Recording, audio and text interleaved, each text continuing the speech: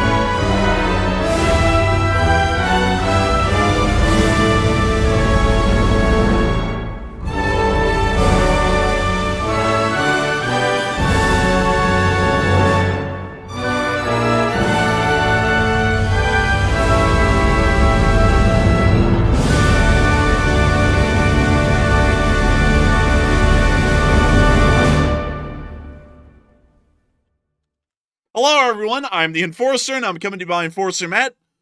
And good evening, folks. It's Enforcer Matt, and welcome back to day 1175 of the War News stream. And today we have very big news that Putin has fumbled the Ukraine peace talks in Istanbul. It looks like they're over before they even begin. Also, Pakistan prepares for major escalation with India, and also Ukraine attacks some more key Russian military targets today that we have to show you. And it's good to see you all once again.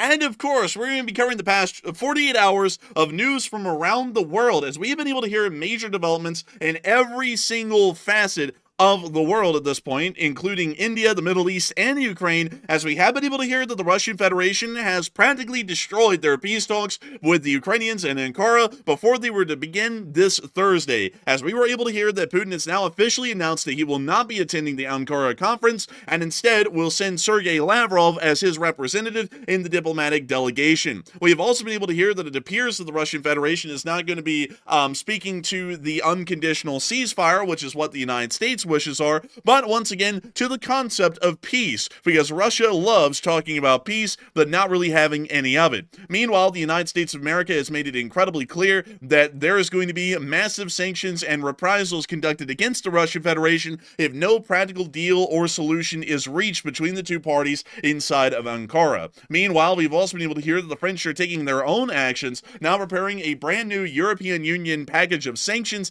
and not only that, preparing to deploy nuclear-armed aircraft of the French Air Force across the entirety of Europe, prepared for a major confrontation with the Russian Federation. This also comes at the exact same time as Putin has been bragging that 50 to 60,000 new volunteers are joining the Russian armed forces every single month. For what reason? We don't really know. It might be a massive amount of losses in Ukraine, or it might also be a massive amount of losses in Ukraine, and the fact that the Russian army is now preparing to build up enough manpower to deal with the situation with NATO. Meanwhile, we've also been able to hear inside the Middle East case that the Israeli ground invasion into Gaza is now officially imminent, as Israeli forces have gotten their marching orders today and have started to conduct airstrikes throughout the area of Han Yunis, south of on the southern side of the Gaza Strip. We were able to hear that the Israelis attempted to kill Mohammed Senwar in one of these strikes, but it appears that the attempt was unsuccessful. Meanwhile, the U.S.-American split is starting to become a lot more evident in the region, as we have been able to hear that the United States of America is now considering a potential sell of F-35 Lightnings to the Kingdom of Saudi Arabia, while at the same time, the Houthis have also been able to shoot down another U.S. drone near to the Yemeni Houthi border. Meanwhile, we have also been able to hear that the United States of America, as soon as possible, is going to be lifting all sanctions on the Harir Tahrir al-Sham-led Syria, which is largely a successor of al-Qaeda in every single way, shape, and form. Meanwhile, inside of India and Pakistan, we have been able to hear that both sides are continuing to expel diplomats, as the Pakistanis are once again putting out emergency instructions to the citizenry to prepare with enough perishables to be able to endure a major conflict. Meanwhile, Indian forces were confirmed in video and picture evidence today to hit a Pakistani outpost along the line of control, once again wounding and killing several more Pakistani service members, as it appears that the border war is still ongoing between the two sides after the collapse of the ceasefire only several days ago.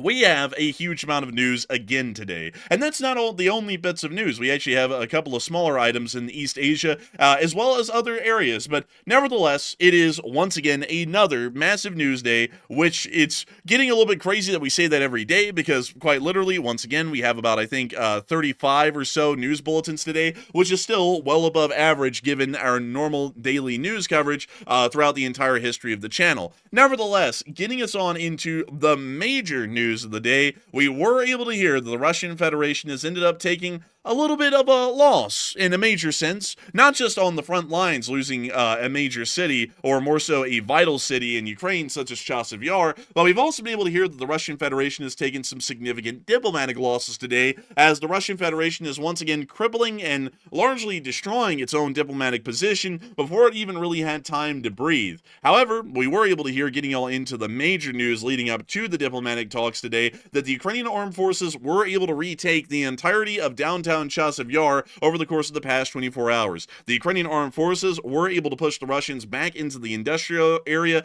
just to the east of the downtown region, once again confirming that the Ukrainian armed forces are able to hold the stronger built-up areas of central Chasiv Yar, largely stopping and impeding any further Russian advances into the remainder of Chasiv Yar and onto the hillside leading further west and downhill towards to the town of Konstyantynivka. This is a significant battlefield at this moment, as the Ukrainian armed forces are able to control a significant promontory, or largely a height, surrounding the area between Bakhmut and Konstyantynivka. Chasiv Yar is actually placed on a gradually sloping hill between the two cities, and with its strategic position in mind, it is quite important for the Ukrainians to be able to control this position and hold it into the future. Holding this position allows for the town of Konstyantynivka, a major supply point for the Ukrainian defensives happening at Pokrovsk, and also the Ukrainian offensive happening at Toretsk, to continue to work in full swing. And not only that, the city of Chasiv Yar, being on that hill, does also serve as a major artillery hub for either side that has complete and undominated control, complete and dominating control of the height, as it allows for a slightly additional amount of range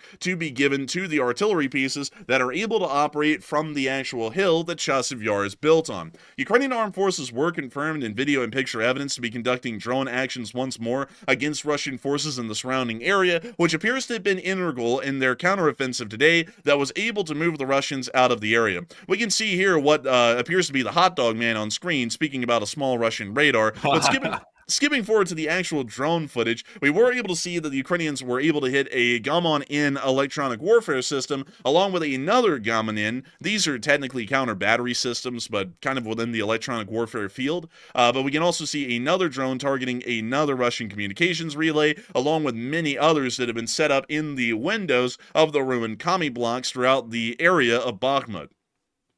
These communication lines are somewhat important for the Russian Federation, considering the questionable quality of their radio pack systems and also handheld radios that have been used throughout the duration of the war. Such communication systems like these have been able to help quite significantly in making sure that the Russian Federation is able to coordinate their forces as efficiently as possible and to continue to push offensives home. With the Ukrainians destroying a large amount of these communication systems within the local area, this is going to make it much more difficult for the Russian Federation to have real-time control of its armed forces on a tactical level and make conducting these offensive efforts near to Chasiv Yar much more difficult, or even in the defensive, responding to a Ukrainian counterattack. Meanwhile, further north in Soledar, we also got to see more Russian positions getting hit as well by the 30th Brigade near to this direction. This would largely be considered a periphery action to the area of the Chasiv Yar battlefield, but nevertheless, it is a significant one as the Ukrainians are conducting anti-drone warfare activities. We could see right there in the opening of this building that the Russians inside flung out one of their own drones, and it appears that they're operating a base from inside of this small building. We can see some sort of a weird meme there on screen, but moving on from that, we can then see a Ukrainian drone going in and making sure to clear out the base. As they say, that's what they call raising the roof inside of Ukraine. We can see them now raising the roof once more, and also apparently getting it hot and started in there, kind of like a little bit of a party.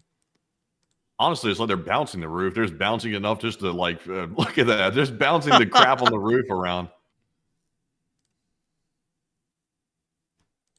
Jeez, that place is a smoker. Look at that. Man, call it a smoke show.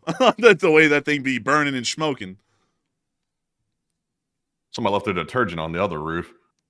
Man, what the hell is that, honestly, bro? That's like, what is that? Hold up, let's see if we can get a closer... Turpentine, I guess? It's probably not detergent, because I don't think the Russians use that, but, you know, it's probably something else. Well, what is a detergent? It is like soap, but for clothes. Ew, that sounds gross. It's like, that's nasty, please. We throw trash out in giant pile, give away position clearly. But that is the end of that clip right there. Still nice to see the Ukrainians were able to hit a drone operating facility near to the area of the Chasiv Yar battlefield, but still once again in the periphery. Nevertheless, while we have been able to hear that the Ukrainian armed forces were able to reclaim a significant amount of ground inside the area of Chasiv Yar, we were able to hear that there is something else that's a little bit more pressing and more severe, at least in terms of how the war, if the war will even exist here in the next few weeks, that is going to be happening down in Ankara. And we were able to confirm that Zelensky is already inbound to Ankara, according to the Ukrainian embassy in Turkey, as Zelensky, according to them, had already left for Ankara as of today, giving us a general idea that Zelensky is ready and down and willing to talk with Putin about ending this war once and for all, as we all know that the Ukrainians would like a peace and would like to see that the killing and the war stops and that the Ukrainian people are able to return to life as best as they can.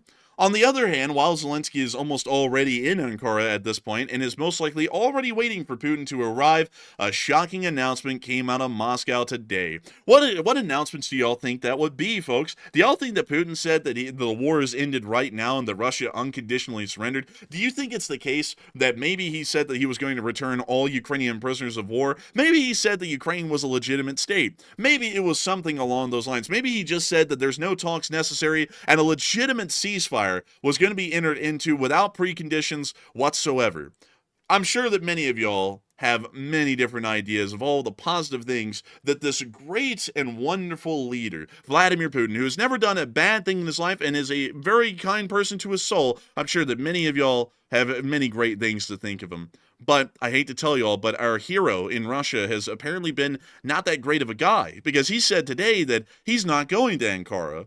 Putin will not fly to Istanbul and does not plan to. It's actually Ankara, technically. At the time, a plane is being prepared for Lavrov and Putin's assistant Ushakov for the flight to Ankara, according to some Russian media.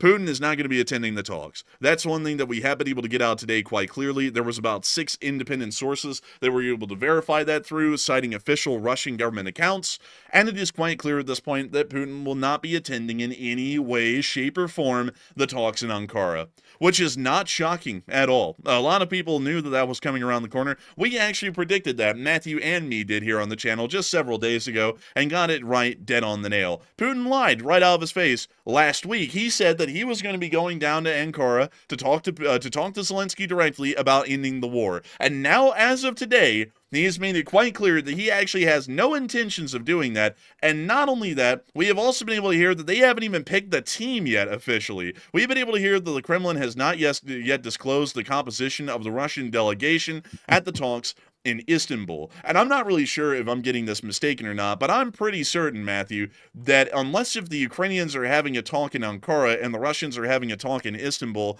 they're both not even going to be in the same place. Because the Ukrainians said, like we're seeing right here, that Zelensky has left for Ankara, and then the Russians are saying they're heading to Istanbul. So are they even going to the right place? Because it seems like every Russian source is saying that the Russian delegation, even if it was Putin, was going to be going to Istanbul, not Ankara. Well, I believe the timeline is Zelensky's flying to Ankara, which is where the Ukrainian embassy is located, and then from there he will travel on Thursday by plane or by train over to Istanbul, where the talks are taking place. The Russians are flying straight to Istanbul, like they're not going to Ankara, they're going straight to Istanbul, but Zelensky's taking a separate stop in Ankara for the embassy. Interesting. Thank you for sharing that, because I've always been hearing that that Zelensky and the delegation was heading to Ankara, and from what I remember of last week, if I'm correct, I believe Putin also said, let's see here, Putin said somewhere about going to Ankara, I believe, and I want to make sure that I'm getting this right, so let me see here. Let's see. Okay, so apparently I was mistaken. I've had a lapse of judgment, folks. I'm wrong. Actually, apparently the talks were going to be in Istanbul the entire time, but I guess I got confused because the Ukrainians kept on talking about the whole delegation going to Ankara, and so I guess I was getting confused that they were going to have the talks in Ankara, which would seem, at least to me, to make the most sense, because Ankara is the capital of the Republic of Turkey, so I guess that's why I went to that kind of assumption, although that was entirely incorrect. Nevertheless... I think Horsehead, Lavrov, I think he's going to Istanbul. I have a feeling he's going to be the guy leading the delegation. I'm not sure if that's been officially announced. Do we know that for a fact yet? Do we know if Lavrov is the official delegation leader? Lavrov seems to be the official delegation leader from what we've been able to get so far, because we have been able to hear that while they are still picking the team, there seems to be a general idea, at least at the moment from our first source, that Lavrov and Ushakov will mostly be the leading heads of this delegation for the Russian side.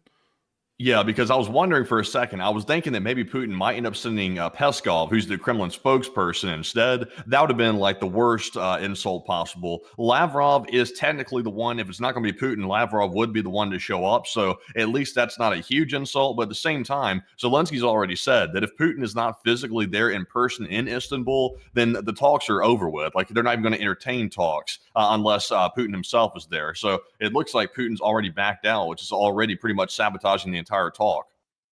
And it does appear that he is. Of course, another thing that's also interesting is that Zelensky, the president of Ukraine, which is at a presidential level, and just to explain this really quickly, at least as far as how foreign policy works, if the actual head of a country, the leader of a nation, is showing up somewhere to talk, you usually do not send junior members of your government to go talk to those people. Like, you know, for the example, a president of another country, usually the president of the other country also arrives as well with a delegation following them. So it is going to be pretty insulting that the Ukrainians and their president show up at the delegation, but then the Russians send their foreign minister, and that's the most senior person as a part of their delegation, which is going to be quite insulting. This really means that the talks really can't go forward, because instead of Zelensky directly talking to Putin and then having their delegations there to possibly smooth things out or iron out the fine details, instead Zelensky is going to talk to the foreign minister, who does not have the actual presidential powers that Zelensky would have on the opposite side,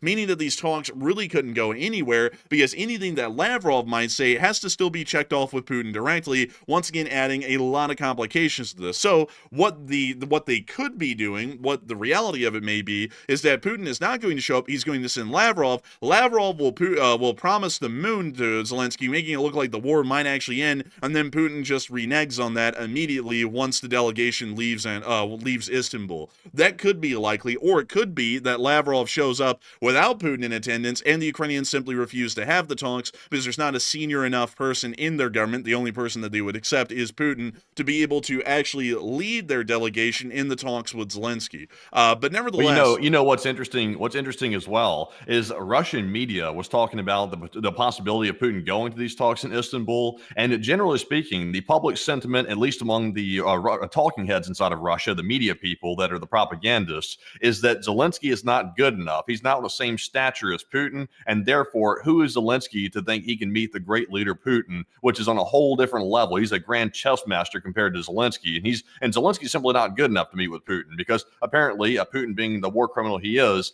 not on the same level as Zelensky, who is of course a leader of a democratic country. So that's the general prerogative right now that the Russians are trying to paint, is that Putin doesn't even have the time nor the effort to even talk to Zelensky because they don't even recognize his regime. Like how are they going to talk to somebody whose regime they don't even recognize? So yeah, I mean, it's sabotage from the get-go. Yeah, that's a good point, and that's probably another reason why they're doing this, is because even still, Putin is not going to give Ukraine the I guess you could say the validity of showing up in person as the president of Russia to negotiate, because that might be legitimizing the Ukrainian state as an actual country, considering that he would be talking to them face to face. So that may also be another reason why it's only going to be Lavrov at the highest level that is going to be sent on the Russian side. And even still, something more interesting has been going on in the background as well today, as we were able to hear that Putin has bragged that 50 to 60,000 volunteer fighters are enlisting in the Russian armed forces every single month. And Polymarket Intel added a good question. Makes you wonder why the need. And there's only two things that I can come up with here. One, the Russians are taking so many losses that they just have to bring in this many volunteers every month to sustain their armed forces at the same size, considering the losses. Or there is another option, that is to replenish from losses and to also build up a major armed force, possibly to go up against NATO or to go up against Ukraine in another way. Because we actually were able to hear that Zelensky stated today that the Russian Federation is preparing a much larger offensive against Ukraine within the very near future, also showing that these peace talks are most likely going nowhere, because the Russians seriously believed that they were going to be piecing out of the war here within the next few days. Why would they be building up a significant armed force to prepare for a new offensive against the Ukrainians in another direction somewhere? And that begs the question, what is this about? And is this why Putin has been stalling and trying to push forward this fake attempt at peace that we're about to see once again go down in Istanbul for this long? And it seems as though a lot of people are believing that Putin needs some prep time here, and that's why he's allowing for Lavrov and everyone else to continue the stall tactics, so that way the Russians can have enough time to put this offensive in place and then put it forward onto the Ukrainians before there's really a time for anyone to internationally react. Some people are also saying that Putin just stalls anyways, and it really has nothing to do with the concept of a major offensive coming around the corner, and some are saying that seems likely, but they want some more intel. So Matthew, what are people thinking about this, and what are you thinking about as well? Do you think that Putin is simply stalling to get this major offensive in place, so that way once the talks end, the Russians might be able to drive a sledgehammer into the Ukrainian lines, or do you think that he's just stalling for the hell of it and they really have no correlation to each other?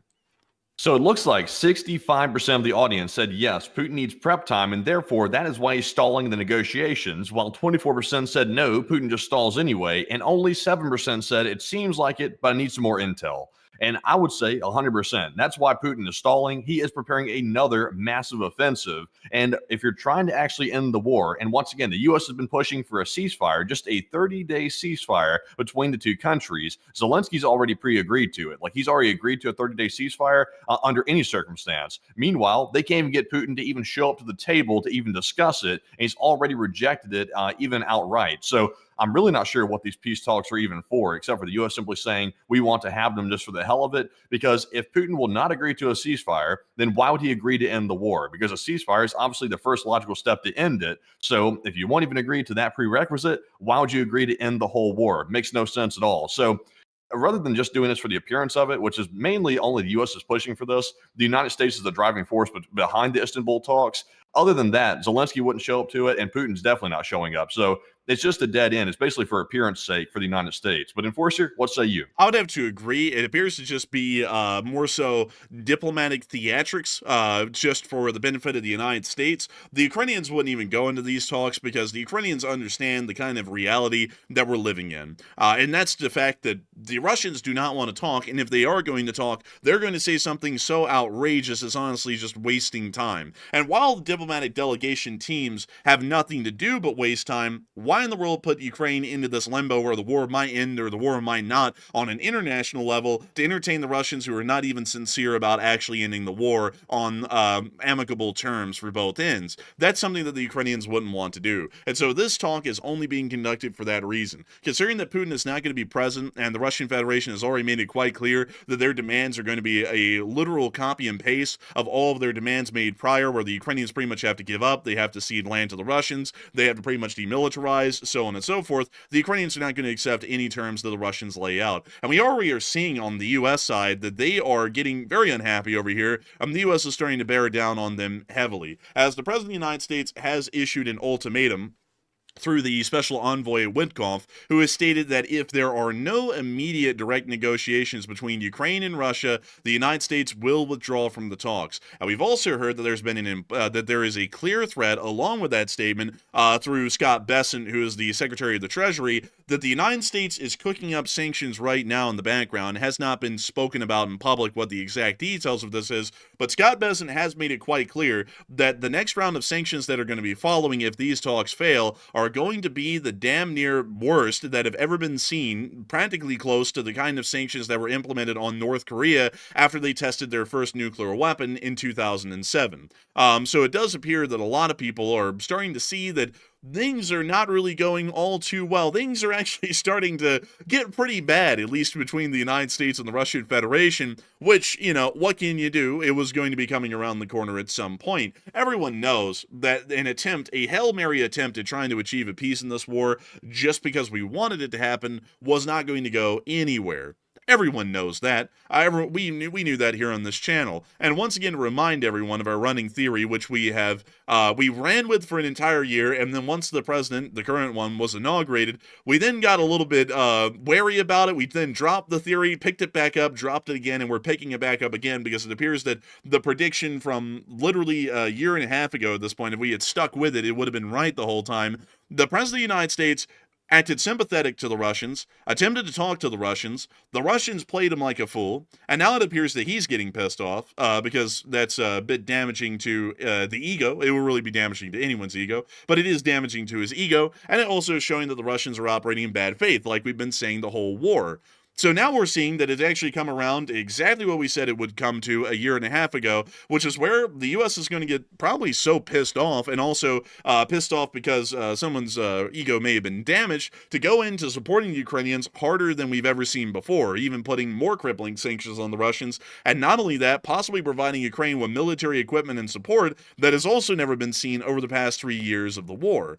So it does appear that a lot of people have been speaking today about the United States getting ready to ramp up what can only be described, at least at this point, as some sort of a tectonic shift in U.S. policy towards the Russians, and going from an unfriendly posture to just about a hostile posture against the Russian Federation from this point forward. And a lot of people have also been speaking to the fact that if Putin does not appear at the Istanbul peace talks, will the USA actually sanction the Russian regime? And it seems as though there is some people who have a considerable amount of faith in this, and some people who are a little bit wary because of the prior flip-flopping that's been happening in the current U.S. administration over the course of the past previous months. Near half of everyone is saying that the U.S. will fully sanction the Russians if the talks fail. Some others are saying that the U.S. will stall the sanctions again and try and pretty much draw a new line in the sand and say, don't cross this one or it really will happen this time, and then they might cross that, and then we redraw another line. Some other people are saying it's just a few sanctions on the Russians. It won't really be that crippling to them. And some others are saying that they're unsure and undecided. But Matthew, what are people thinking about this, and what are you thinking about it as well, considering that at least because of the hype talk right now, which could just be hype talk, that it seems as though the U.S. is prepping to quite literally destroy the Russians economically on an international level if it is possible? So it looks like about 47% said yes, the USA will fully sanction Russia if Putin does not appear at the Istanbul peace talks, while 30% said no, the USA will stall sanctions yet again, and 17% said maybe just a few sanctions will be put on Russia by the United States. And seriously speaking, I'm just going to be perfectly honest. I don't have much faith right now in the United States going all the way on Russia. I think they're going to try to take a middle of the road approach, and they're going to try to put a few sanctions on Russia, but sort of compound the ones that are already there by adding a couple extra sort of superficial ones just to say they did something. And then they might try to draw a new line in the sand. That is my hunch, and that's my current prediction. Now, once again, what should happen is the USA should hit them with the whole wide array of sanctions and try to cripple the Russian economy. That's what we should do, without a doubt. But I think what we're going to see is the USA is going to take a middle line approach by putting just a couple sanctions, and France, the UK, and Germany are going to slap full sanctions on Russia, and we'll call that even. Basically, that's what the United States and the West will call pretty much even. So I don't think it's going to be exactly what we want, but I think it's going to be somewhat close to it, but not enough to actually get the results that are needed to bring Russia to its knees. But Enforcer, what say you? I would also have to say that I would probably have not the most hardcore faith that there's going to be an absolute day of judgment coming for the Russians, because we have seen that so far the U.S. has continued to stall that day of judgment for quite some time. It's been a bit of a thing that's been going on, and we've commented on it here and there. And there's also been, well, there's some things that have gone on in the Middle East today that I'll have to openly say I'm not really a big fan of, that show that really the most hardcore options are not taken, or at least the right hardcore options are not taken. So with that in mind, I would say that there's probably going to be some sanctions implemented, but they may be on industrial sectors that really don't matter all too much. This is Russia's export tree map right here, and at least this is the one that existed before the massive sanctions were implemented. But this is what Russia's main exports are from the Russian Federation. And as all of y'all can see, pretty much all of it is some sort of fossil fuel. We can see that they do create anthracite coal in some decent amounts, along with bituminous distillates, which is pretty much coal gas and other kinds of petroleum oils and natural gas, which is most of their main exports. Sanctioning this kind of an industry is pretty much damning for the entirety of the Russian economy, because you were knocking out about 60 to 65% of all of their exports from really having any kind of real customers that would produce any kind of money. And we do have to remember that, as well as that, the Russian Federation and its other categories of industry don't really have that much of an impact. And considering that we've already seen that there's been some decent amounts, but not entirely comprehensive sanctions laid out on Russian oil industries before, putting out any severe ones that pretty much completely cut off Western countries from purchasing any kind of Russian natural gas or oils could quite truly destroy the Russians economically within a very short period of time. And that could also start to push the Russians to become a lot more radical and extreme. And considering that the United States continues to try and view itself as a chief negotiator or a real deal maker, we may see that these kinds of sanctions are not implemented in full. And there's a whole bunch of complicated things surrounding the sanctions. There are actually some loopholes to the current sanctions that we've had in place since the prior administration, where European countries have actually still been able to access and purchase Russian natural gas, although technically it is sanctioned across the board. But nevertheless, sanctions could also be implemented on that as well, and we can see that the Russians have a really tough time making any money, because really their only purchaser of natural gas these days in any large amounts is the Europeans, and really any purchaser of Russian oils is also majorly the Europeans as well, considering it's the cheapest market that Europe has access to for those kinds of oils. You know, if you really think about it, the current strategy, and this is just solely an objective comment here. I'm not trying to comment on the politics of the fella, but so far, the current leader of the United States generally takes the position on pretty much every geopolitical issue that unless a country goes directly against the United States, let's say through an attack or either by doing something directly to us to harm us, then generally speaking, we don't go all the way in punishing a country for going against our interests. Like, for example, in Iran has been doing things and developing nukes, which should have caused us to go fully against them and probably launch attacks on their nuclear sites. But because Iran is at least entertaining talks in an indirect way, somewhat, and also doing some talks here and there, and so far, there's been no real progress on that, by the way. So far, we have backed off of attacking Iran, and we're still just talking about it, and we're still not taking action. So far, the only group of people that we've taken real direct action against has been the Houthi rebels in Yemen. And that's because they were actually attacking our ships and actually attacking the commercial vessels as well. Russia really hasn't done anything directly to us. So therefore, as long as Putin keeps saying out in the public that, oh, look, I'll entertain a peace talk here and there, that gives enough ammunition to keep the talks going, at least in some respect. And that basically wards off the inevitable, which is punishing Russia to the extreme. So that's, in my opinion, not a very good strategy, because it's letting people know how to game the system and how to game the current leadership.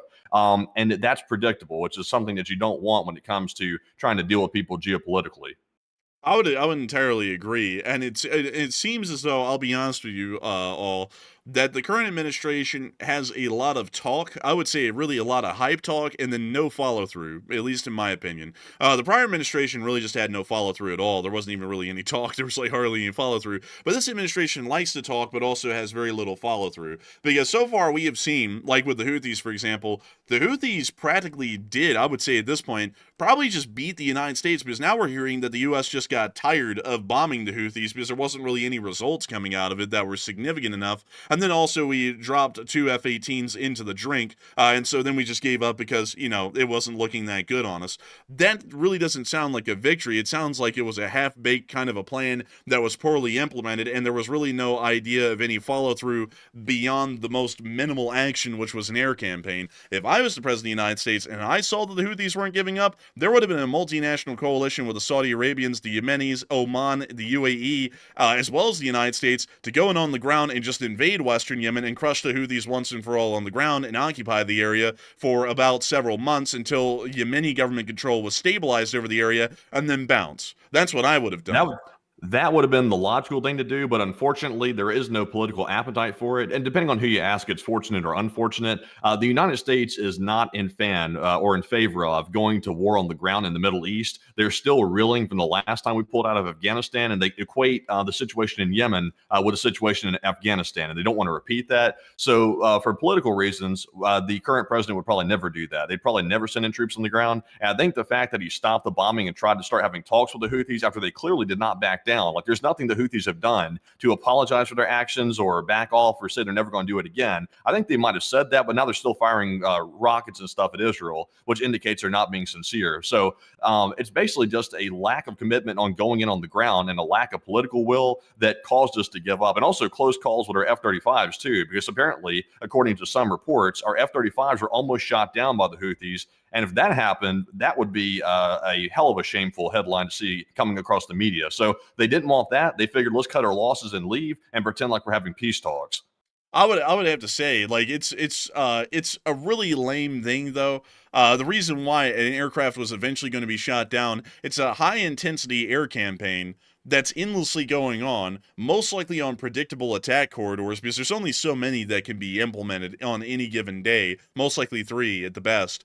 So they can just sit there, kind of like the Serbs used to back in the day, and they can just wait for the F-117s to take off from Italy, fly the exact same attack corridor through Serbia, and then shoot it down literally by eyeballing it. That was probably what would eventually happen to the F-35s, but still, with that in mind, there has to be some kind of realistic follow-through. If a goal is to be achieved, like, for example, we are going to deal with Iranian terrorists no matter what, then you have to move into the idea of we are going to deal with them no matter what it takes. So we can't go, oh, well, we wouldn't want to, put American boots on the ground because some people might not like that too much. It's like, look, do they want the Houthis dealt with or not? If the public wants the Houthis to be dealt with, then they have to accept the U.S. government is going to take whatever actions necessary to achieve that aim.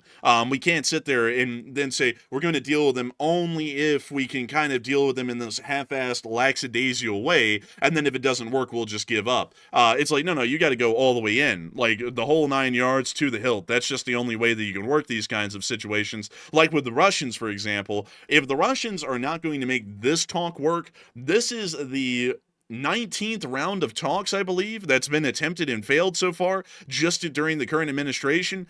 the U.S. needs to stand by its word and say, we are going to achieve a peace in Ukraine by any means necessary, and if that means that we have to sanction the Russian petroleum industry to where 65% of their economy is quite literally locked down dead, we will do that if necessary, and make that a actual reality and not just a threat. It's a promise. If there is no ceasefire that is achieved in Istanbul this Thursday, we are going to sanction 65% of the Russian economy to where no Western country under any circumstance is able to conduct any kind of trade with the Russians. That would ensure that the Russian economy would be tanking so badly they either have to go radically down some sort of a crazy path, or they have to force themselves into the negotiation because it's no longer economically viable to even continue on the war through a weak military stance and economic stance, because it will be waning at that. And that should be the real reality.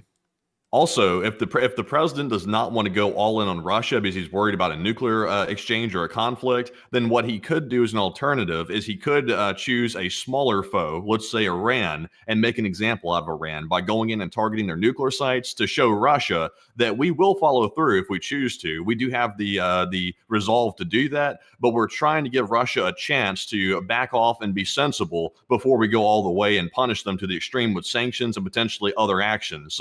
He could do that. That's another idea instead of going head on with Russia. But the catch is, though, like we always say, China, they're observing the Russia war to see how they can deal with Taiwan in the future, how the United States is going to respond to that. Also, Iran's watching how we're dealing with the Houthis and how we can basically be manipulated. And Putin is doing the same thing with all these conflicts. He's watching and seeing the strategy and adjusting his strategy accordingly, which is not working to our advantage right now. Right now, the whole strategy is very predictable, and it's being sort of gamed by all the dictators around the world. Yeah, and also another thing is, man, is that everyone in America, no matter the leader, I'll say this is a fairly fair thing. So, it's not political, but I'm going to state it. Both the current leader and the prior leader have had absolutely no appetite for following through and actually taking actions to secure American interests. And sometimes, folks, that requires that the armed forces have to be brought in and used. There is never going to be a situation in the world where America is going to be able to maintain its position in the world as pretty much the leading sphere of influence without getting our hands dirty from time to time. Yes, there are going to be soldiers that would be sent overseas that have to deal with situations that must be dealt with. No, that does not mean that everyone has to act like it's Vietnam. Also, one other thing, all of those people in the military right now volunteered to join the military. No one was drafted and no one was forced. If everyone wants to make it sound like it's Vietnam, that's great, but that's only if they're drafted. And so far, no one in the military has been drafted, and when you get that job, that's not a welfare job. It's expected you might get shot at. So those soldiers of the Republic might have to carry on our duties to maintain our sphere of influence and to maintain and support American interests around the globe by going over there and dealing with the Yemeni Houthis on the ground. I can promise y'all that our corn-fed Nebraskan boys that are 6'3" in the Marine Corps could have gone over there and given them a nice right whipping without the Saudi Arabians and without the Yemenis there.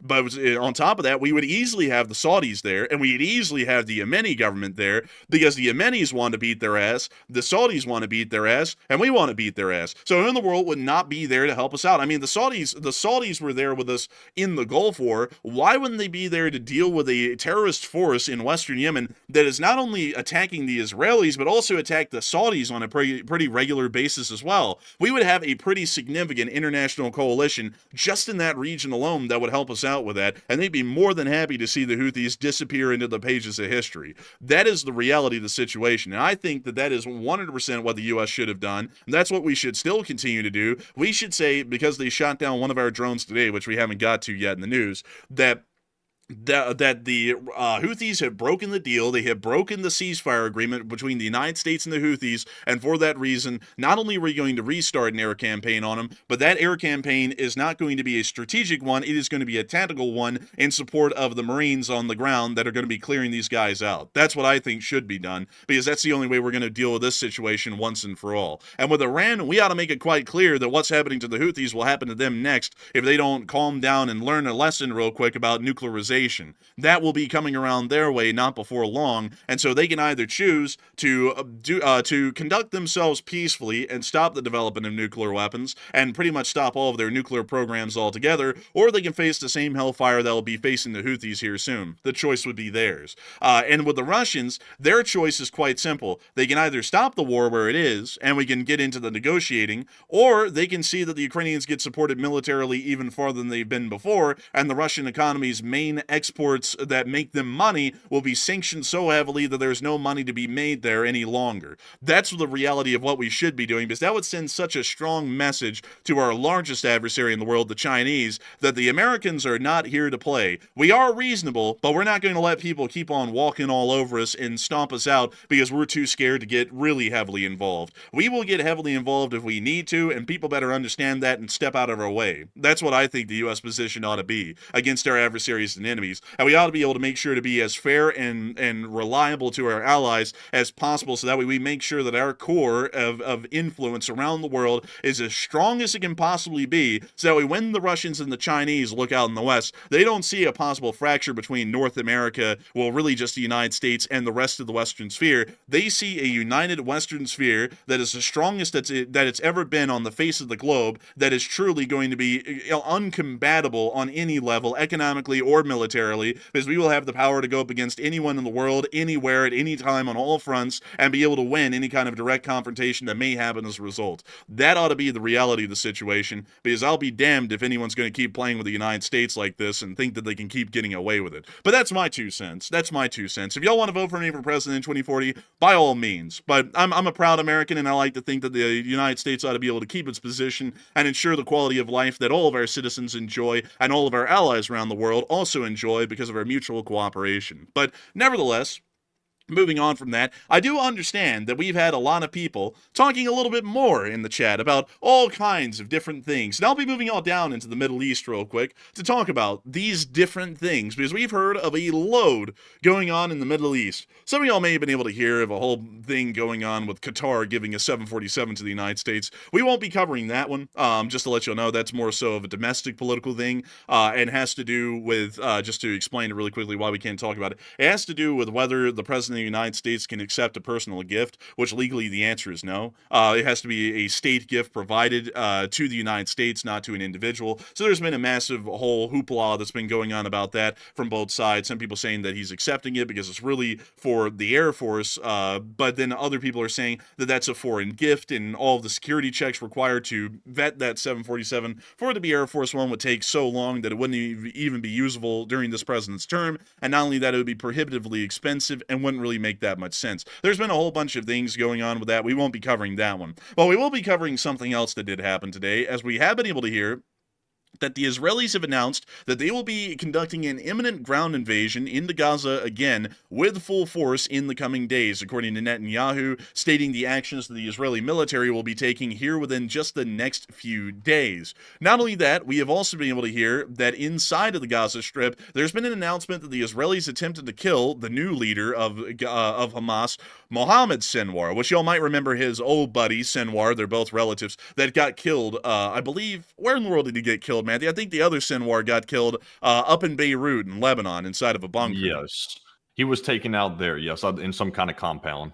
Yeah, he was taken out inside of a bunker, I believe, and the Israelis hit it with a 2,000-pound bomb, and he pretty much just suffocated down there inside of the bunker. But moving on from that, we also were able to see that the Israelis have conducted significant airstrikes in Han Yunis, near to a European hospital. Believe it or not, the hospital's grounds were covered with Hamas tunnels underneath the hospital, and it does appear that after this airstrike concluded, there was significant damage to the underground tunnel facilities.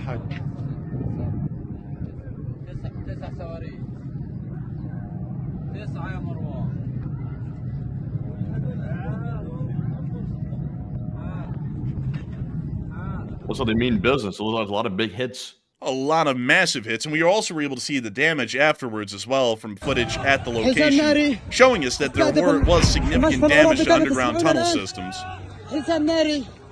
طال الساحة في المشفى الأوروبي شرق مدينة خان يونس كما تشاهدون في الصورة استهداف مشفى غزة الأوروبي شرق مدينة خان يونس في الساحة الخارجية للمشفى غزة الأوروبي حزام ناري على مشفى غزة الأوروبي.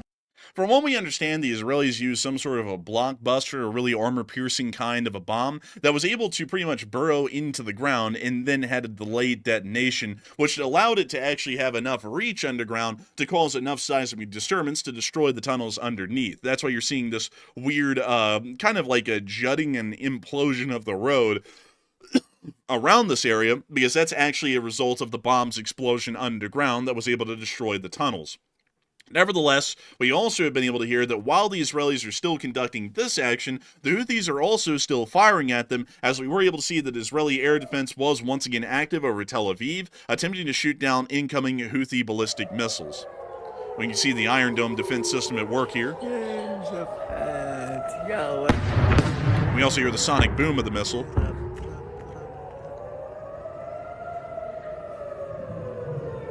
I heard that the homeowners has actually put in a noise ordinance against the Iron Dome, saying that it's disturbing the peace. Nevertheless, we were able to see that while the Israelis are continuing on their actions against the Hamas forces inside the Gaza Strip, that the rift between the U.S. and Israel is continuing to grow. Something that's actually quite interesting here, folks, is that the U.S. has had a pretty pro-Israeli position in the region under the current administration, the prior administration, and the prior administration before that, which was still the same president as the current administration.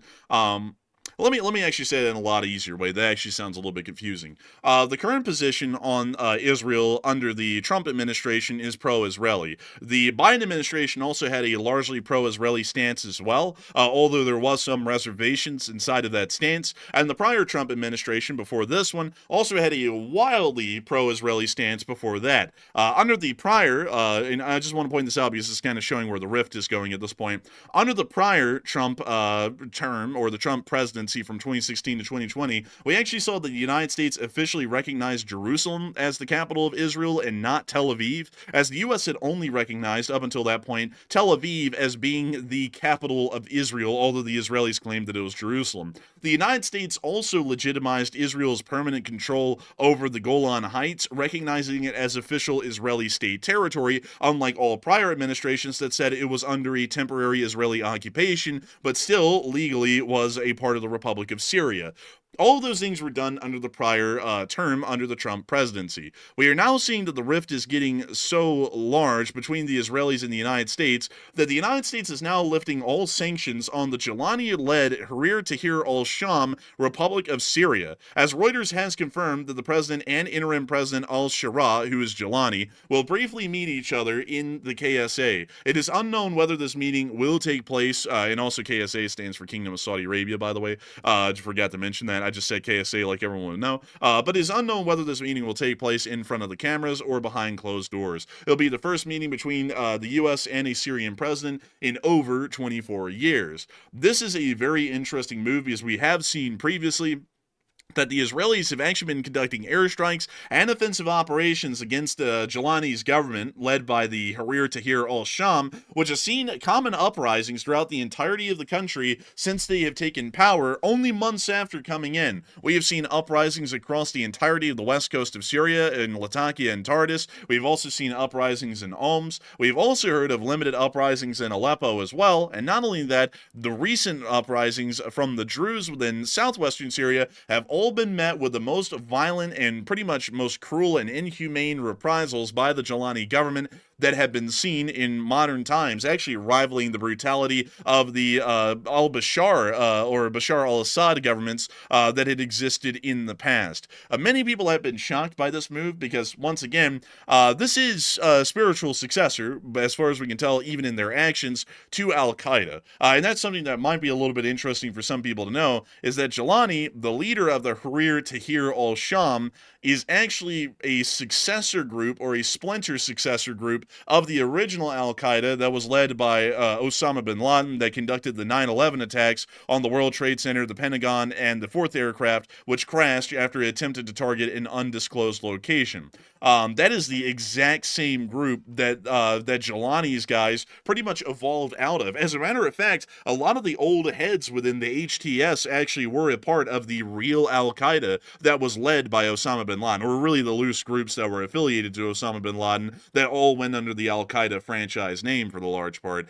Lifting sanctions on a group like this that has largely shown that their track record has not changed, and they are not attempting to bring forward a democratic government in Syria or even an emirate, but instead an Islamic state, and lifting sanctions on a group like that is fairly questionable, greatly questionable in my opinion, and I believe that that's something that definitely is not in American interest, as Jelani has certainly shown that he is not someone that would ever operate within any kind of a framework of U.S. or Western interests, and is largely looking to implant a radical Islamic state inside of Syria, much like Al-Qaeda would have wished to, or even ISIS would have wished to, over prior decades. But nevertheless, a lot of people have been putting in their opinions on this kind of a foreign affairs action that the United States has conducted, as the U.S. did lift all sanctions on Syria for a fresh start, as the Israelis continue to defend the Druze from the unsolicited attacks by the Jelani government. And a lot of people have been putting in their thoughts on this one, and it seems as though a decent amount of people are saying that this is a very bad move by the United States.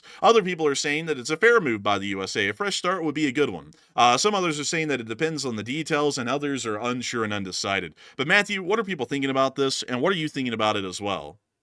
All right, so 58% of the audience said that is a bad move by the United States to lift all the sanctions on Syria, even though they're still attacking the Israeli Druze people in southern Syria. And while 17% said it really depends on the details of the deal, and 13% said that's a fair move by the United States. And generally, in my opinion, it comes down to whether or not you believe we should be helping fight Israel's wars for them. Because right now, Israel is trying to fight against the Syrian government, the new one, that is currently going down to the southern part of Syria and attacking the Druze people. And those are Israeli-aligned people that are down there in the Druze area. And I would say, generally speaking, that's not a good sign from the Syrian regime that they're doing that. And considering they're operating like a terrorist regime at this point, and like the enforcer said, basically a successor to a really infamous terror group, I would say, generally speaking, we should not be negotiating with terrorist groups whatsoever. And the new Syrian government has proven themselves to be basically a terrorist group. So we seem to be shifting that policy quite dramatically. We're negotiating with the Houthis. We're negotiating with the people here in Syria. And next, I guess we'll be negotiating with Hezbollah and Hamas next. I'm not sure. But I would say, generally speaking, not a good move. I would say it's a bad move. And we shouldn't really be abandoning Israel, in my opinion. But Enforcer, what say you? I'd have to say that, in my opinion, this is not a good move by the United States. It doesn't really make any sense at all to lift sanctions on this country, considering that they replaced the Assad regime, known for its crimes against humanity, with a new regime that is also known for its crimes against humanity at this point. They are conducting absolutely heinous and reprehensible actions throughout all of Syria. We haven't been able to show a lot of what they've been doing, but a lot of what Assad's guys were doing is exactly what Jelani's guys are doing throughout the entirety of that area of Syria. And I would say that lifting sanctions on a country like that is largely legitimizing that kind of a reign of terror, and pretty much allowing them to continue on with what they're doing, and not only that, reap the rewards of doing such a thing. I don't really think that's a good kind of a precedent to lay out in the area, and not only that, considering that Jelani has openly had anti-Israeli and largely radical ideologies that he's believed in the past, it makes it highly questionable that if he was able to solidify himself as an absolute dictator in Syria, if he wouldn't become a pretty much brand new radical Islamic state in the middle of the region that might be able to sponsor and support terrorist forces throughout the area on its own outside of Iran, pretty much creating an even more difficult situation for the U.S. to deal with in the future, because now we're not just dealing with the Iranians pretty much being the primary destabilizing force in the area. Now we're dealing with the Iranians and the Syrians being destabilizing forces within the region, kind of like it was during the 80s and the 90s when they were both sponsoring and supporting terrorist forces throughout the entirety of the Middle East. That is a situation that we don't want to see, and that's a situation I don't really think we want to deal with, and that's why I think that sanctions should continue. And as a matter of fact, I believe that we should be behind the Israelis in trying to stomp out the HTS and pretty much drive them out of control of the country and hope that a better government comes in to take their place. Because in my opinion, at this point, I think these people are on track to evolve into some sort of a successor to ISIS at this point. It looks like they're getting very close to doing such a thing, at least with their ideology and how they're acting inside of Syria. And so lifting sanctions on a group like that is not really the wisest of things, at least to me. Also, by the way, I did see Mr. Glock, who's there. He mentioned this in the chat. He said the Crown Prince of Saudi Arabia cheered and clapped when the U.S. announced dropping Syrian sanctions, and the United States president said, "Oh, the things I do for you, Prince," referring to the leader of Saudi Arabia. So from what we can gather, it appears to be most likely that Saudi Arabia was pushing for all the sanctions to be lifted on Syria. That appears to be the case. But one thing that we have to be very careful about is, once again, Qatar was a country that wanted the United States to really let up off the Houthis in Yemen. Sometimes it is not wise to listen to countries in that region when it comes to how to deal with threats like that, because the region stays in constant chaos. And there's been a very bad concerted response by the countries in the region trying to get a grip on the terror organizations. And some countries like Qatar are even complicit in it to a degree. So we have to be very careful with that, because by doing this like tit for tat, like, okay, I'll lift the sanctions on Syria if Saudi Arabia does X, Y, and Z, the quid pro quo sort of mentality like that, that can be very dangerous when you deal with regions that are unstable like the Middle East. So I would say not wise to do that. And once again, I'm not sure what was negotiated in the background, but I'm not sure what was offered in return. So without knowing what was offered in return, it's kind of hard to go any further with the analysis. I actually heard, Matthew, that Saudi Arabia has given as a gift to the United States, of course, a golden-clad yacht. It sounds like a great gift, and I think that really was worth it. But beyond that, we also have been able to hear in additional news as well in the Middle East that now the United States is considering the potential sale of F-35 fighter jets to Saudi Arabia as well, which has never been considered as an option until today. So a little bit interesting with that one, you know. What in the world did they give the United States for us to do all this stuff? You know, like, I'm just wondering, because Qatar gave a private jet, a 747, and now what in the hell did the Saudi Arabians give, man? Like gold bars? I don't even know. Anyways, we also— I'm not sure if they gave anything. I know we approved a massive arms package for them. Like they get a massive arms package that's been approved at this point. I think it's worth like somewhere in the 100 billion range or some crazy amount like that. So they're getting a lot of stuff, but I'm not sure what we're getting in return. That's not really being disclosed. Also, by the way, folks, I think some people took what I said seriously. There was no golden-clad yacht given to the United States. That was just a sarcastic joke. That did not actually happen. I saw some people were like, "A golden yacht?" And I didn't say that was a joke afterwards for people to know I was being, I was saying that in jest, not as a serious actual piece of news, because that actually did not happen. But meanwhile, we also did get to hear in the meantime that the Houthis did shoot down another U.S. drone today, which we can see right there.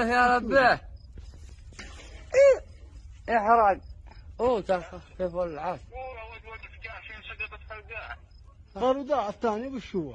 يا حراق يا حراق العدو يا حراق. ده ما ادري هو الصادق مثله. Man, that thing's like a light show up there. Man, that just makes you want to squeak. Bro, that man, they call that man the rat in the organization, bro, because he just makes rat noises. He just goes like every once in a while. It's like he's the rat, dude. He works hard in this organization. But nevertheless, we have been able to see that there's a decent amount of interesting things going on in the Middle East, to say the least, which is nothing new. But anyways, with that, it is time for us to move on into the remainder of our news for the night, which will include India and Pakistan, East Asia, a little bit of European news, and also the rest of the Ukrainian frontline news. But before we get into all of that, I do want to make sure that we take a little bit of time to address a couple of interesting questions that we've gotten in. And so, Matthew, what do we got?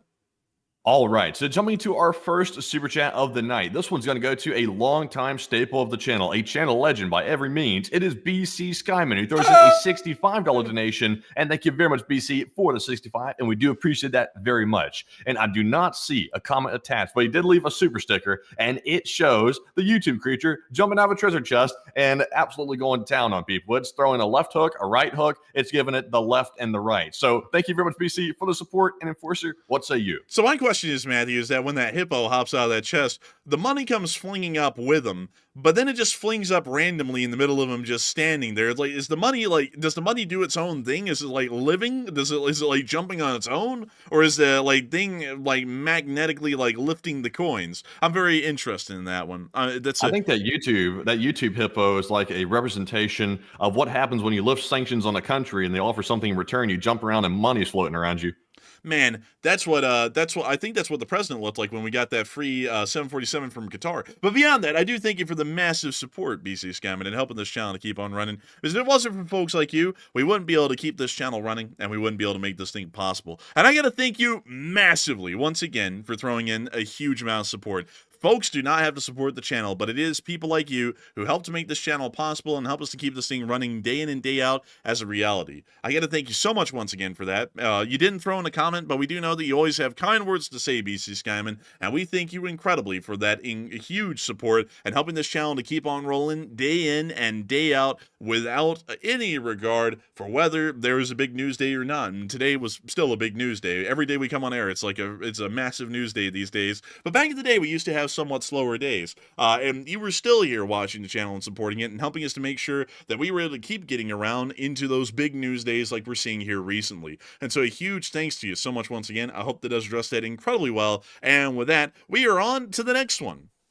All right, so our second one is going to go to none other than Duncan VR, our viewer from Australia, also a longtime channel legend, and thank you very much, Duncan, for the $28 support and also helping to keep the channel running. And Duncan puts in the animal noises. For all 9,000 people that are here tonight, when you hear me doing it, I'm reading off a super chat. Some people are going to be like, is that man crazy? I might be crazy, but I'm not crazy when it comes to the animal noises. But Duncan says, Bamuba, moo, woof, quack. Enforcer, what is inshallah Mickey Ratmouse saying these days? One quack oink moo. Oh man, I'm telling you, oink oink. Did the hot dog man get deported? Oh, he said meow meow meow. My name is Matt. Yeah, it is, man. Rough moo. Thank you for the massive support, Duncan VR, and of course throwing in the traditional animal noises. Now, to answer your questions, what's the Mickey Mickey Mouse rat saying in the Gaza Strip these days? It's actually saying, Inshallah, we shall take care of the Israelis. What? Sinwar almost got killed? Oh no! Oh, that's not good. You know, it's like that's pretty much what it's doing these days. But also to answer your Mickey other said, Inshallah, our leaders are so bad that their names are like evil cartoon characters. Sinwar, Sinbad. Honestly, just like a cartoonishly bad name. Like, they're like, okay, who are we going up against? Who's Israel going up against? We're going up against Sinwar. It's like, oh, it's like that's a perfectly fitting name for somebody who's going up against the West. That sounds like someone that would probably be bad. That's like a villain name for like a movie or something. Sinwar the Sailor? Like oh Sinbad. no. Oh man, it's Sinbad. But beyond that, I gotta tell you, let's see, did the hot dog man get deported? Unfortunately not. He's an American citizen, but I think the U.S. would be provided a service if we just violated everyone's constitutional rights to deport him. I honestly think that wouldn't be that bad of a thing. But I do thank you for the support and helping this channel to keep on running, because if it wasn't for folks like you, we wouldn't be able to make this channel possible, and we wouldn't be able to make this thing a reality every day. And so a huge thanks to you so much once again. I hope that does address that incredibly well, Duncan VR, because you've always been here each and every day, and as they say, the LSA runs on Duncan. See, I made a pun there, but still, a big thanks to you so much once again. Nobody has to support the channel, but nevertheless, the folks who are making this thing a reality every single day, like you are. And so, huge thanks to you once again. And with that, we are on to the final question of this segment, and then we're going to be getting on into the remainder of the news. All right, and this one is going to go to Zyper Sniper 1, who puts in a $20 donation. And thank you very much, Zyper Sniper, for the 20, and also being a longtime channel legend yourself. And he says, coffee fund for the enforcers. And if every Western country stopped trading with Russia and the West no longer needs Russia's resources, then they might have permanently ruined Russia's economy. And what do you think? I would say most likely so, especially if trade routes are permanently reestablished and end up that way permanently. They may never go back unless if Russia actually is competitive in their pricing, and then it actually would return back to normal after several years. But the problem is that Russia will not be able to have enough resources to meet European demand for a good while, so they may just decide that it'd be better to buy bulk, although it might be slightly more expensive, from somewhere that may actually have more resources, especially if Russia is so economically downtrodden that there's a massive amount of civil instability that exists in Russia. The economic situation is to create the stability necessary to rebuild Russia's raw material extraction industries would not be there, and so most likely their economy might not ever really return. Kind of like how the Soviet Union's economy never really returned to any of the post-Soviet countries. They're all a shadow of their former selves for the large part, unless if they're a former Soviet country that ended up turning to the West. Then they usually see a decent amount of economic prosperity,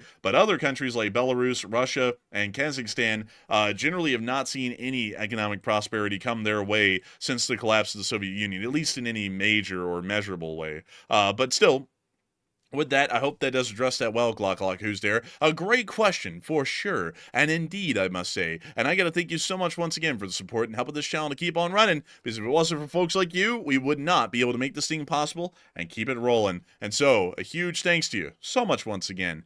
And with that, it is time for us to get on into the remainder of the news. And we have quite an interesting amount of it coming out of India. Not a lot, but just enough. But we have been able to hear that apparently Pakistan has expelled an Indian diplomat today. And at the exact same time, we've also been able to hear that apparently Pakistani hackers have been able to attack 1.5 million Indian websites amidst the conflict, which is still ongoing at this point. In return, the Indians also expelled the Pakistani High Commission official from India as they declared him persona non grata and sent him packing. Meanwhile, along the area of the Indian border, we are once again hearing that the Pakistani government is now issuing instructions to accumulate reserves of food, medical supplies, fuel, and essential items, as war is still here and ongoing. And we were able to hear that India also hit a Pakistani outpost along the line of contact, which we can see in this clip right here. There's the flag of Pakistan right there. Here comes the ATGM and kablooey, and it hit right there.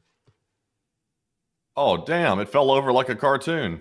Bro, honestly, it did, bro. Why did it fall over so fast? Look at this. It's like, yeah!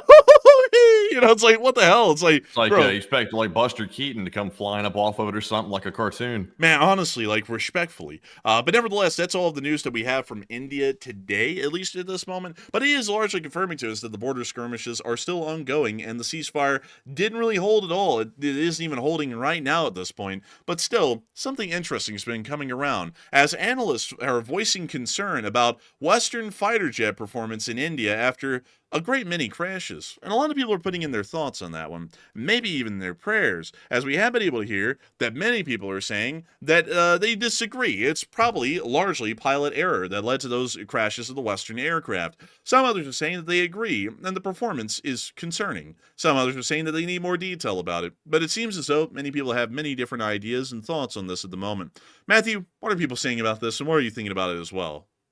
All right, so 41% said I disagree with the analyst about the concerns about the fighter jet performance.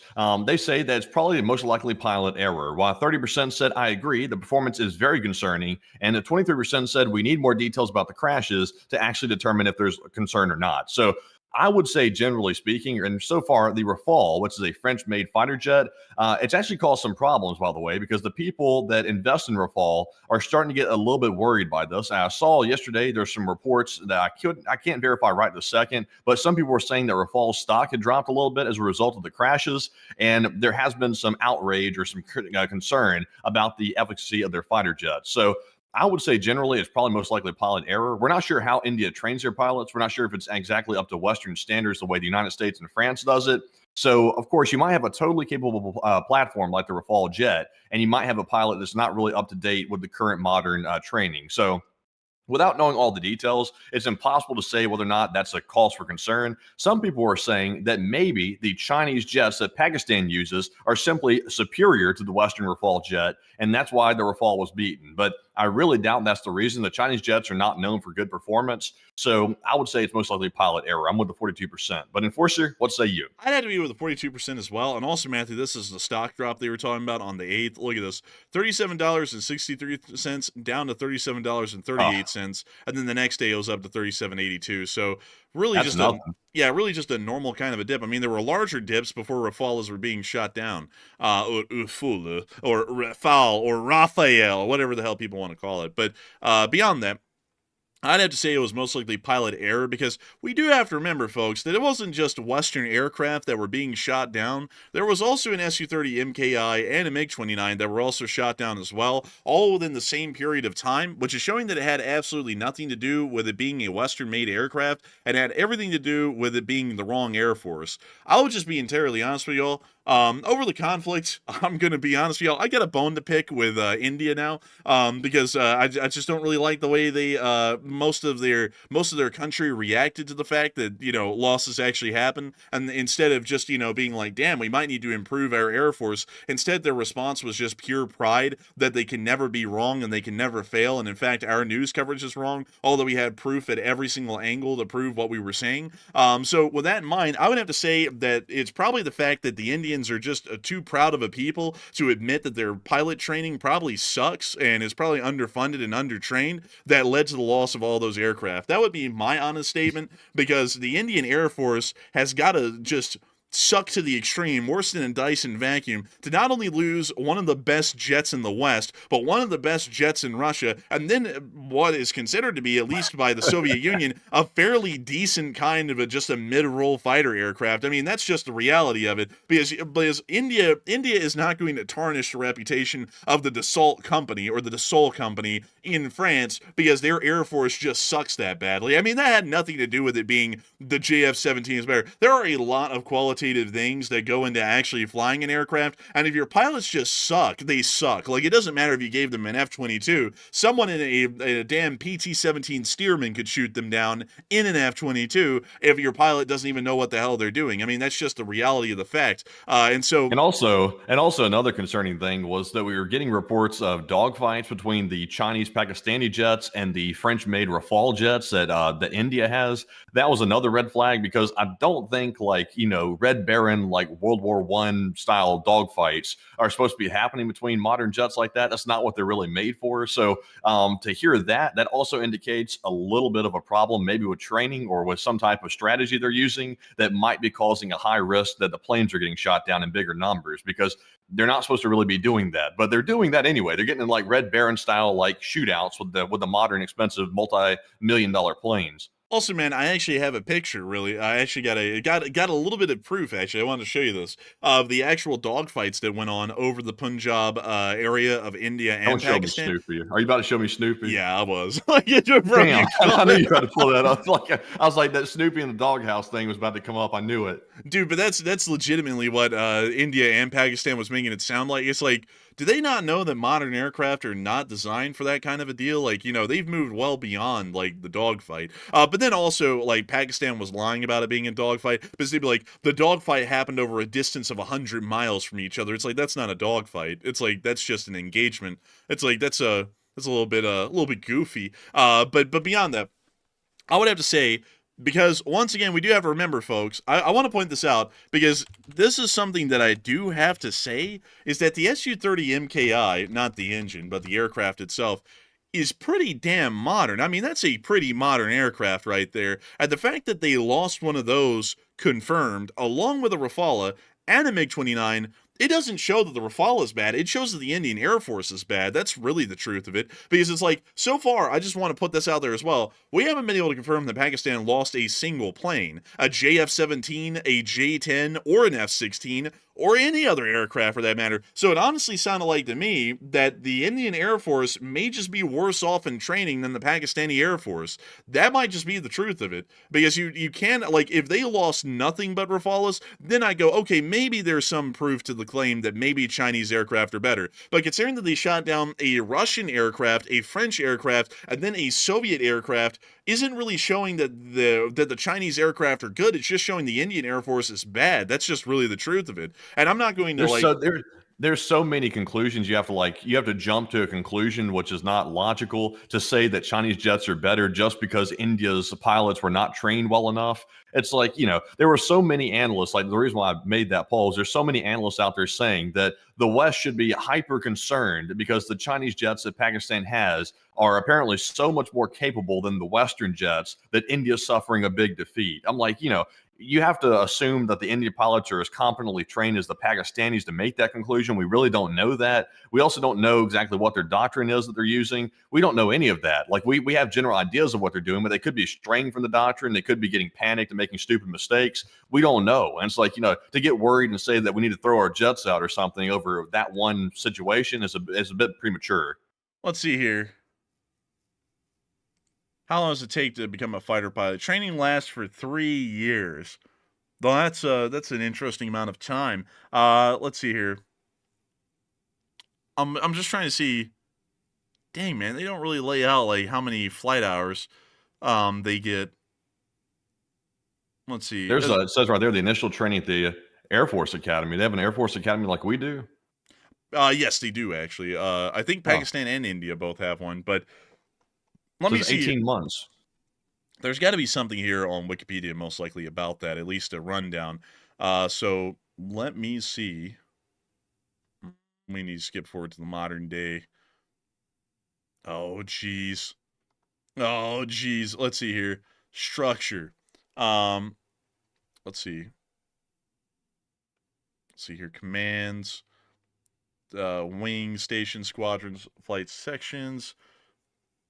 Let's see. Display teams, personnel, rank structure. Let's see here. Trying to see if we can find anything about their training. Training and education. Let's see, such as National Defense Academy, several training establishments. I just, like, what I'm really trying to find out, folks, is how many hours they actually get in the plane. Because Russia says they train their pilots well, but the amount of time that a Russian pilot is in the cockpit of an actual plane, like their actual aircraft, on any given year, it's about 6 times less the amount that an average U.S. Air Force pilot would be flying their plane, meaning that a U.S. Air Force pilot is going to be far more familiar with their aircraft and how it functions than the Russians would ever be. And that's what I'm trying to figure out about India, because I'm assuming that India probably has the same amount of flight hours for their pilots, given the economic constraints, as Russia would at this point. Let's go. You know what? This will be the massive determinant. Indian military budget.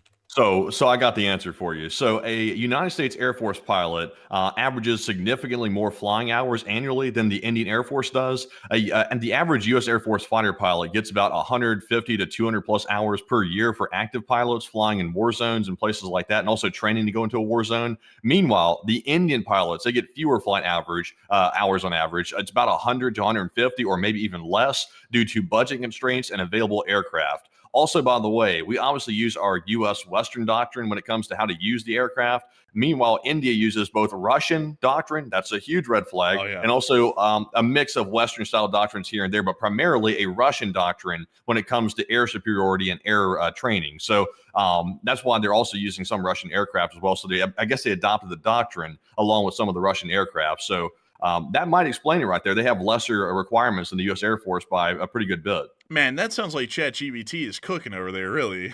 Yes, it did. It's a huge help. We've Matthew's actually been using ChatGPT in the background. We check it from time to time off air. Like, we've actually been putting ChatGPT through the rigors off air, and it actually ends up getting a lot of these things correct based off of what we spend time researching on. ChatGPT is able to get a decent amount of the information behind the scenes correct. But Matthew, also, another thing I was wondering here is how much flight time do the Pakistani pilots get? How much flight time do Pakistani fighter pilots get? Let's see what the answer is.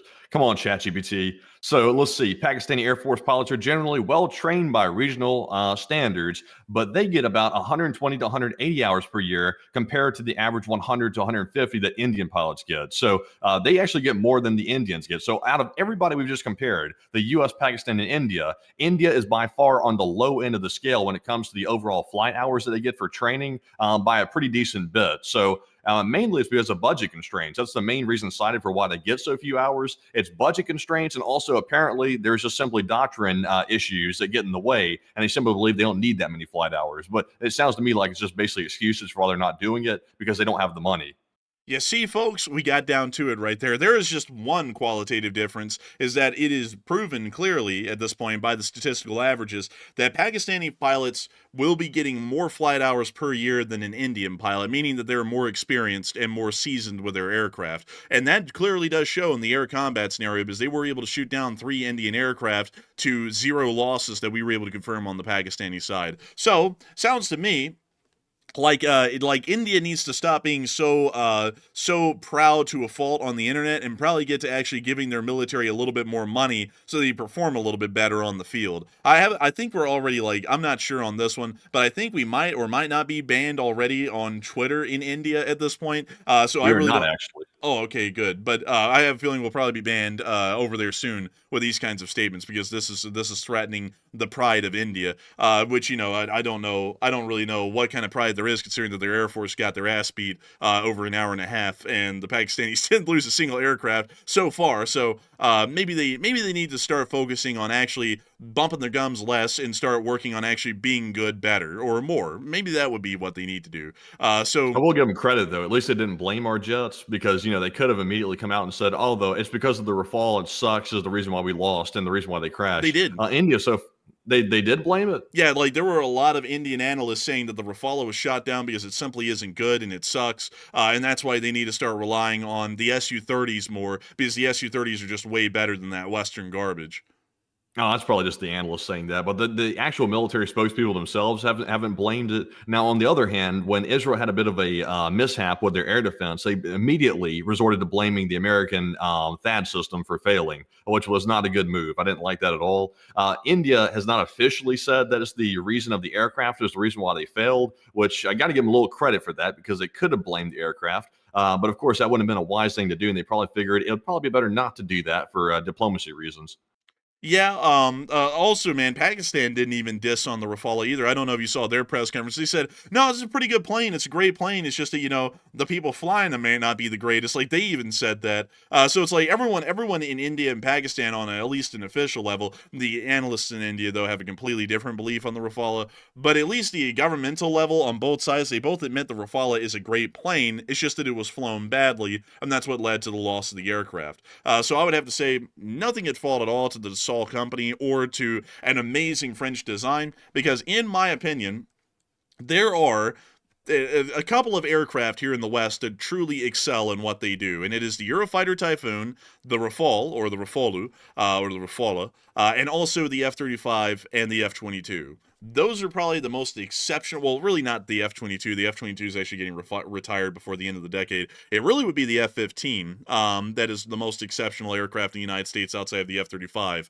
And so those four, I would say, would carry pretty much the entirety of the West at this point with their performance. They are great aircraft by every metric. And of course, that doesn't mean they're invincible, but they still are some of the best in the world. I would say the best in the world compared to anything else that you see coming out of Russia or China. So the idea that some people are trying to insinuate that Western aircraft are of a subpar quality compared to the Chinese is pretty laughable to me, considering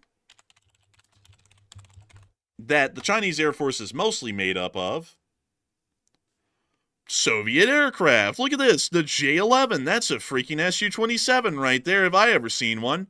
Yeah, that's an Su-27. Would you look at that? Isn't that shocking? How about another one, folks? How about another one? How about a J-16? My God, y'all, it's an Su-30. That's crazy, right? It's like the whole Chinese Air Force, for the large part, except for the J-10s, is pretty much nothing but Soviet aircraft in disguise. Oh, look, they created their own crappy ripoff of the F-22, which a lot of people have said does not really perform that well, and its stealth coding is quite bad. What do you know? Oh, look, they actually have just some straight-up Su-27s. Nuts. They have about 30 of them. Look, they have just straight-up Su-30s. More of them. Would you look at that, Matthew? Would you look at it's like the whole Chinese Air Force is made up of nothing but Russian or Soviet licensed garbage.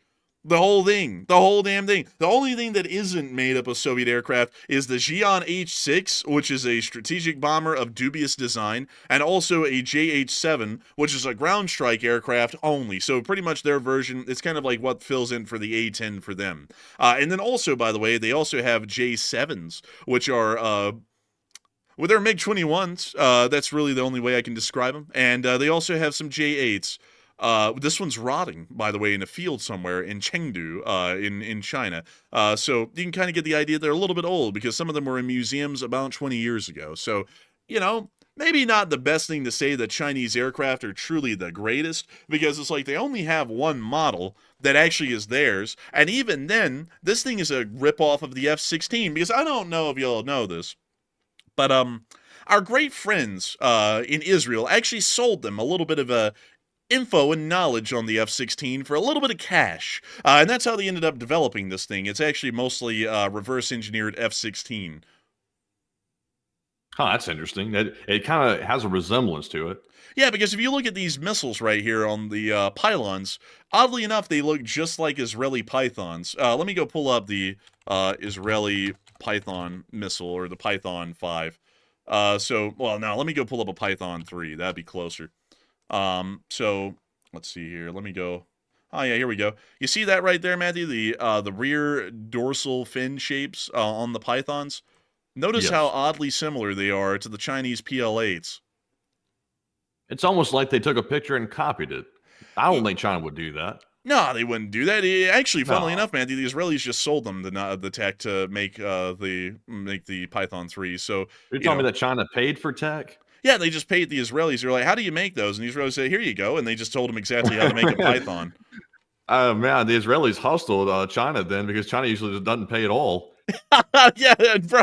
Like, man, honestly, the Israelis were on the ball on getting some money on that one, but still, this is largely kind of a rip off of the F-16. Something I'm not really happy about, that the Israelis sold that kind of a technical knowledge and expertise for them to be able to make a J-10, but it happened a while ago, actually. So that's the story there. That's the story. Nevertheless, though, I hope that does address that the best I can. And before we move on from that, we have been able to see that there's been a follow-up here to our Indian news. If a country is equipped with the newest fighter jet available, will the performance change? And it appears that everyone's saying that training is key to performance, because the aircraft is only half the fight. But Matthew, what are people thinking about that, and what are you thinking about that as well? All right, so 65% did say that no, just because a country gets brand new top-of-the-line fighter jets, that does not mean they suddenly become a powerhouse in the air, and they say that training is key to performance. While 28% said yes, it would improve them a lot, and 7% were unsure. And like they always say, the good old saying is, the equipment is only as good as the operator. So if your operator is not trained well, or they're not very well versed in the proper tactics or doctrine, then it doesn't matter what fighter jet you're using. You could be using a starship out of Star Wars or Star Trek or something. It would not help you one bit. So I'm going to say that unless they get good training for the pilots, in fact, even if they take an old Soviet junker, like an old Soviet fighter jet, if they train those pilots to the best of their ability, that jet could go toe-to-toe with probably a modern plane to a certain degree. Granted, there are some new technical things with stealth that might upset the balance of power a bit, but generally speaking, when it comes to your equipment, if you have a good trained operator, they will be very, very effective. So if you have Rafales in the hands of the Indians and they're not doing very well, logically, that would typically be a training issue, which is what it appears to be. But Enforcer, what say you?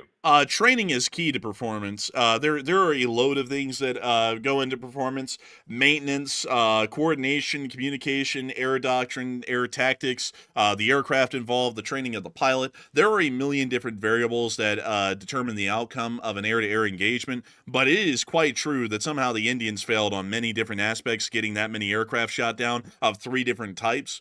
So for that in mind, I would say the training is key to performance, because you could give someone an F-22, but if they do not know how to operate hardly any of the systems inside, that F-22 is as good as an F-4 Phantom for the large part, because the person might not even know how to actually operate or use the radar system on board, or even how to fire off the missiles for the large part either. But with that, I hope that does address that the best I can, and we have to get into the remainder of the news, folks, because we have got long in the tooth. It is an hour and 40 minutes into this show, and we still have a lot of news to go. So moving on into Taiwan, we were able to see that the U.S. has supplied 42 M1A2Ts, the T standing for the Taiwan export variant, to Taiwan.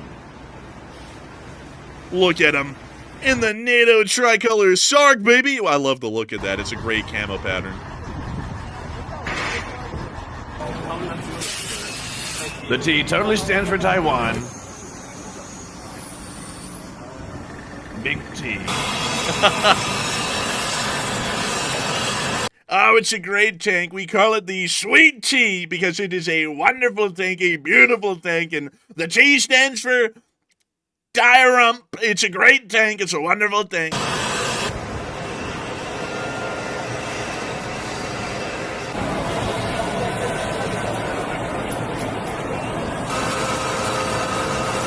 Look at it go. Oh, it's beautiful.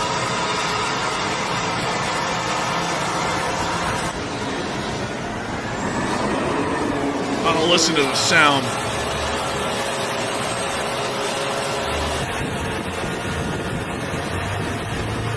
Big league. Wonderful thing. As they say, this kind of support to Taiwan is going to be felt bigly. Moving on from that and out of Taiwan, we have also been able to hear inside of Europe that France is now ready for talks on using French nuclear-armed planes in European countries. So they're now considering moving the Rafale nuclear-equipped squads into places like Germany and Poland on their own. That'll be kind of an interesting thing to see. I don't know who's going to accept that, but anyone could, and so French nuclear weapons could be quite literally anywhere. But moving on from that and on into Ukraine, we were also able to see that the Ukrainians struck a Russian river crossing on the Reka Sem today with a bomb. Here's the clip. Yeah. Oh, damn. Oh, that was a rock.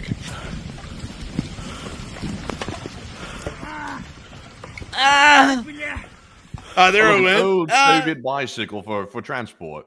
Dude, and that Russian went, bleh. It's like, bro, it's a classic. But moving on from that and into our location unknowns, we also got to see the Ukrainians using an S-200 for the first time in the war. The S-200 is actually an ancient air defense system, but somehow they actually got one running. Most of these things actually have been placed in museums, but it is showing that the Ukrainians are trying to pull out anything in the air defense missile shortage that we're seeing at the moment.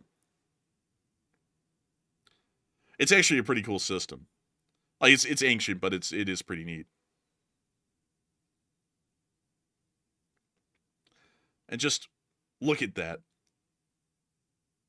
I find the older kinds of air defense systems like the Hawks, the Nikes, and the S-200s to be incredibly cool because this thing actually is mounted onto a movable missile rack. So it's mounted on top of a rack. It's fired off of it, kind of like an older MLRS rocket from a Katyusha, and then it flies towards its target. Look at that. That is just so freaking cool, dude. That's a great rack. Man, nice rack. And there it goes, off into the skies. You have the old-fashioned missile. I actually think the S-200 system may have been the one to shoot down Gary Powers. Let me go check. What got down Gary Powers? Oh, sorry, no, it was an S-75. So it was an SA-2. That's the NATO designation. Whoopsies, everyone. That is not the right kind of a missile system. The S-200 came a little later. Oh, look, Bayraktar. Look at the size of those things, by the way. That's the first time I've ever gotten like a size reference, like with the guy standing next to it. These things are actually pretty large. Dude, these things are actually the Turkish version of the Reaper, pretty much. Yeah, it's wild. Those things are actually much larger than I thought. I thought they were smaller than that. Man, no, man. The Reaper is a bigger drone, and so is the Bayraktar. Look at this. What's that person doing chasing down the car? I don't. Maybe just keeping up with it, just for funsies. I don't know. Like, honestly, maybe giving it a headlight so that way you can see what's in front of it on the runway. Ah, that could be it.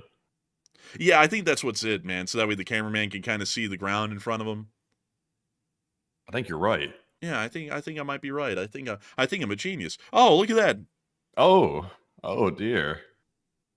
Man, look at this. Man. Anyways, that's the end of the clip right there, but nice to see the Ukrainian air defense is getting a new addition. A very old one, but still a neat one. Meanwhile, we also got to see some pictures of the Bradley.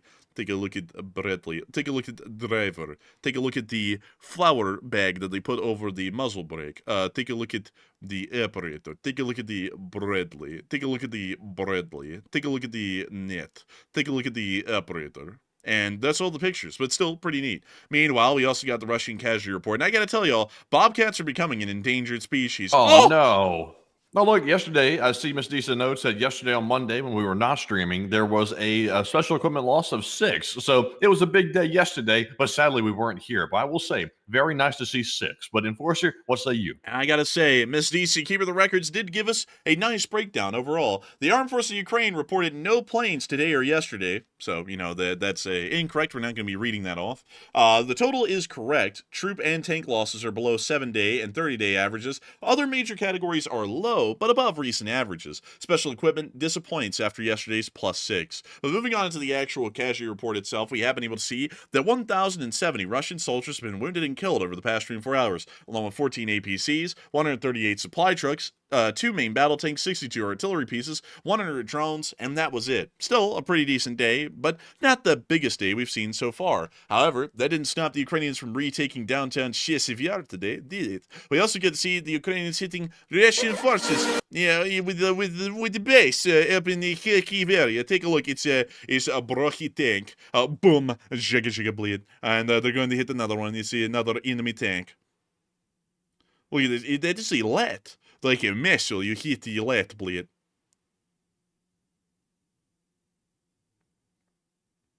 And we can see them continuing to hit a vehicle. We can also see them hit the communist. They blew up the communist blade. Look at it, blasted to pieces. A little itty bitty pieces. Russia walk up and goes, "Oh, what happened to my blade? He flip it over, for he's going to Oh wrap man, it. the Ukrainians hit the old Russian vehicle. You can see here that they're about to hit another squad VK blade. Another van, I believe. Oh, looky schmucky. Oh, looky cook. Oh, bled. It's catching on fire like an old Russian cigarette. Man, it's a good thing that right now as we cover news, Marco Pierre White isn't here because he would see that thing cooking in Ed North stockpot because they sponsor him, bleed. But we get to see them continuing to hit Ural. No, the transit van got it. Someone in the chat said, hate fake accents. Well, I hate fake people, and you're one of them. Oh, man. Anyways, that's the end of the clip right there. And moving on from that, and that nice hit from the 3rd Brigade, we're now going to be moving on down towards the area of Lyman, as we were also able to see some Russians getting hit down here. The Ukrainians were able to make sure to take out a significant amount of equipment once again with the drone forces, and we've seen that as the war is continued on, the Ukrainians get to where they rely on the drone forces heavily to do most of their fighting. He lost the old Russian vodka in the Lada. Many people see that the Ukrainians keep hitting the Russian vehicles, but it is not what you think. He has a pretty good channel, but we can see them You here. see, I was walking down the road in Russia when I came across the pig nibblers, and we said, "What is that doing over there?" I said, "I don't know," but I said, "I'm going to walk further in the cemetery and see if I can spot any more." And I looked across the way, and I saw some more pig nipples. Man, really reliving one of my worst moments there on there, like just sitting there. Honestly. The whole time the story was going, I was like, when are we actually going to get to talking about what's going on in Ukraine? But anyways, moving on from that, we also got to see a Ukrainian drone hitting a Russian tank. Actually, that's a Ukrainian ground drone right there. It's going to dodge Russian FPV like a legend. Oh, you hear it break. And the Russian drone, it flew right over it harmlessly and exploded on the street ahead of it. And the Ukrainian drone just kept trucking after that too. But moving on from that and on into our next clip here, we also got to see the Russians getting hit down near Pokrovsk, as we were able to see the birds of Magyar destroying Russian forces. Some of y'all might be wondering, why do we never hear from Magyar these days? I hate to say it, but his clips got too long. There's only room for one person to love listening to themselves, and that's me. And Magyar talks for like 15 minutes straight on a single clip and does like 10 replays of each one. So we had to cut those out because they got too long. Huge respect to Magyar, though. But in case y'all are wondering, where in the world did those go? Magyar is still out there, and they're still striking the Russians. It's just that the clips got too long for us to actually show. But we can see them continuing to hit Russian tanks here on the front, near to Pokrovsk, as Magyar's birds is still doing amazing work out there on the front lines.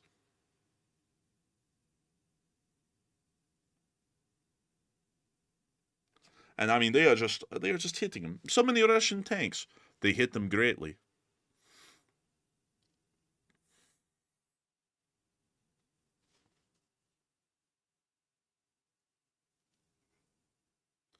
And we see them now lining up for another hit. Oh, here comes another. Oh, checka. Bled. Igor. We're whipping out all the old lines here. Jaga, Igor. And that's the end of the clip, but very nice to see. Moving on from that and into our next clip near Pokrovsk, we also get to see the 68th Jaeger Brigade near to Pokrovsk in this clip right here. Oh, wow, that building's been wrecked. Ravaged. Now we see hello. He's like, hello, I'm with the 68th. I ride in this Humvee. I also have this drone. Stalker, Shadow of Chernobyl. I was wondering why I had the radiation symbol. Also, they're brave as hell flying that thing right above their head like that with a live munition on it. That's wild. Here I 3D print things and look at my controller. Really rad. And then I talk to you a little bit more with my shiesty on. We then show a room full of drones. Many drones. Endless drones.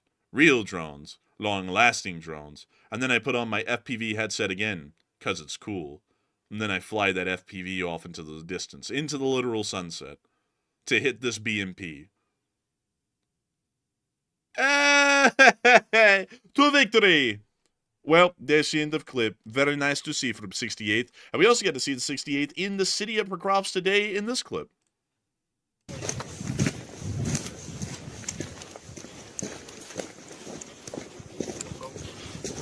Here we can see them walking through the center of the city of Pokrovsk, which has been heavily shelled.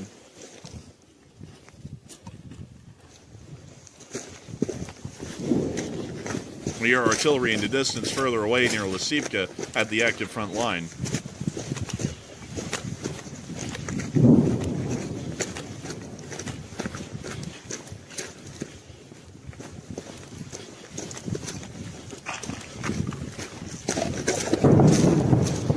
Не, пошли сюда. Ас, пошли он через дорогу. Ну.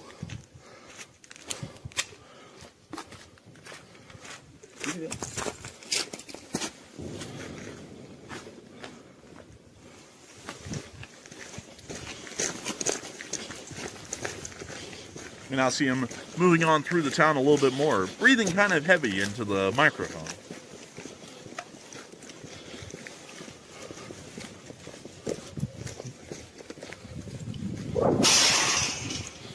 Oh, a little something in the distance. I think he might have been walking on sheet metal there or something. It was, yeah, I think it was. Все calm, все calm.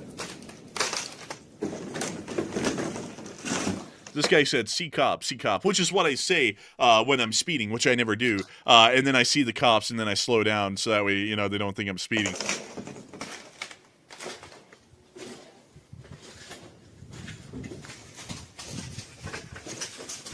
That's the end of that clip right there, but still nice to see. Moving on out of Pokrovsk and further on down towards Tokmak, we also get to see the Ukrainians conducted a drone strike on the Tokmak onto an unknown target. We haven't really been able to confirm exactly what was in this building, but we were able to confirm that it was the result of a Ukrainian drone strike. Sounds like popcorn. Well, they caught the lobby on fire, it looks like, with the awning. Man, call up Orville Redenbacher, because it sounds like he's cooking in there. This is that fine kettle. Man, they call these jokes kettle corny. Man, I tell you, that's crazy.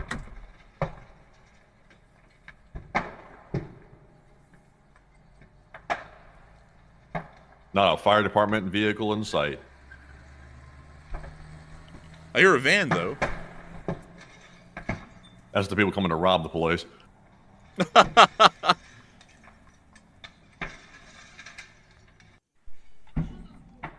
But that was the end of the clip. And moving on into our next one, we also were able to see this one, showing the fire burning nicely. The weather outside is frightful, but the fire is so delightful. Anyways, moving on from that and out of the Tokmak area, it's now time for us to move on up to Kyiv to cover the speech from President Volodymyr Zelensky, almost right on time. And so, without further ado, folks, here is the speech. I don't know why he was posting up on the camera like that at the start. Like, he was, like, shifting. He's like, hello, Ukrainians. I challenge you to a duel. But anyways, without further ado, here is the speech from President Volodymyr Zelensky here on day 1175 of the war. And so, without further ado, speech! Speech! Дорогі українці, українки, зараз в Харкові тривають роботи.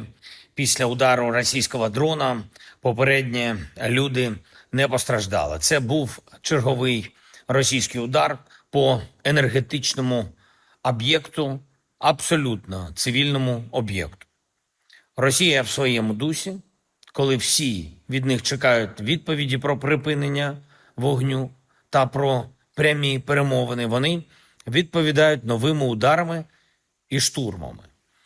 єдиний, хто затягує війну, єдиний, через кого війна почалась, через кого вона триває, це саме Росія. Весь світ це розуміє абсолютно. Тиск потрібен. Тиск, щоб Москві перестали думати, наче світ ще може зачекати.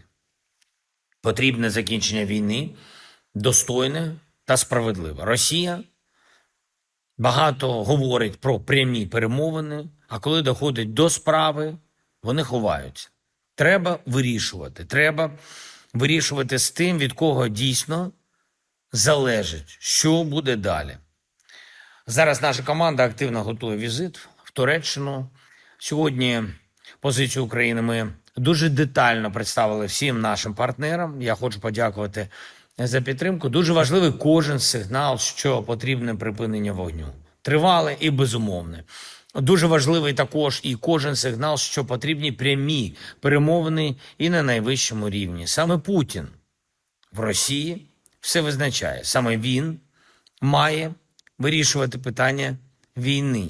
Це його війна. Тому і перемовини мають бути з ним. Я хочу сьогодні відзначити заяву лідерів країн Північної Європи, країн Балтії. Я хочу подякувати за підтримку, в тому числі за підтримку перемовин. Загалом європейські лідери роблять сильні заяви, роблять дуже сильні кроки. Я хочу подякувати за це ще раз.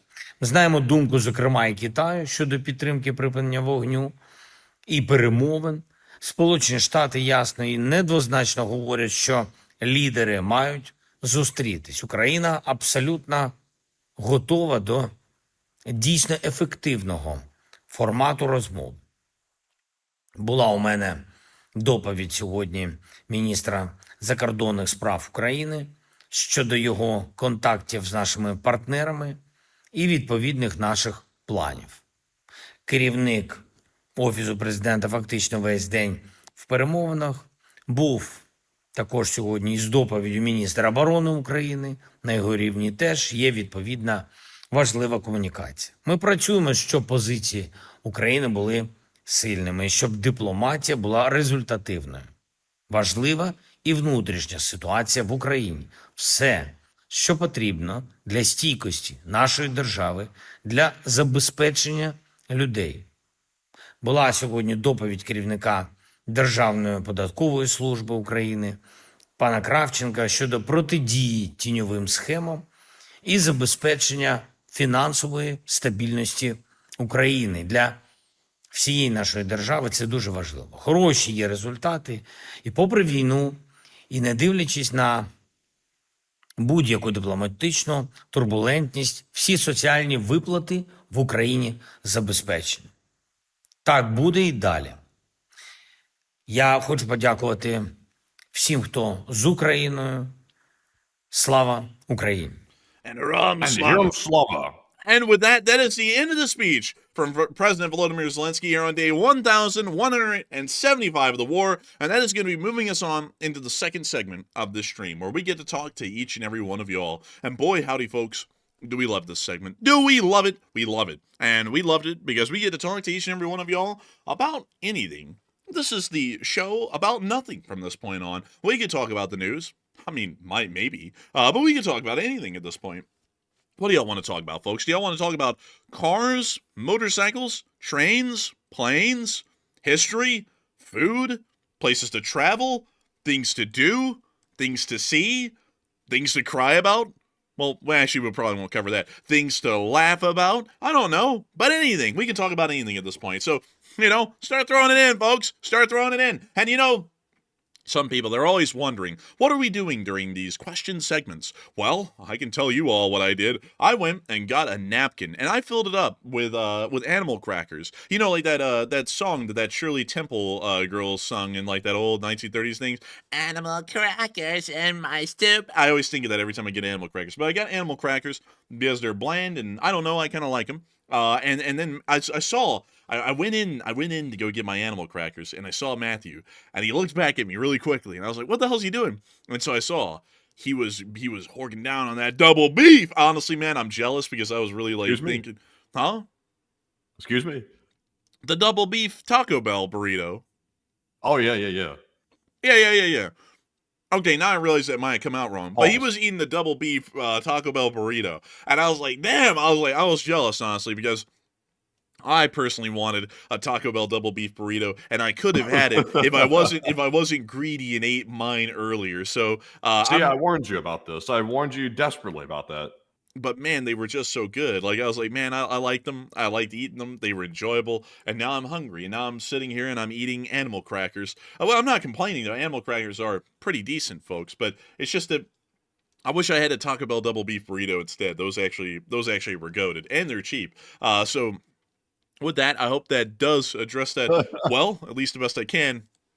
And it appears that I had a misspeaking. I didn't think about it the first time it came out, and second go around, maybe not the best wordage to put that for a Taco Bell burrito. But nevertheless, it is time for us to move on, folks.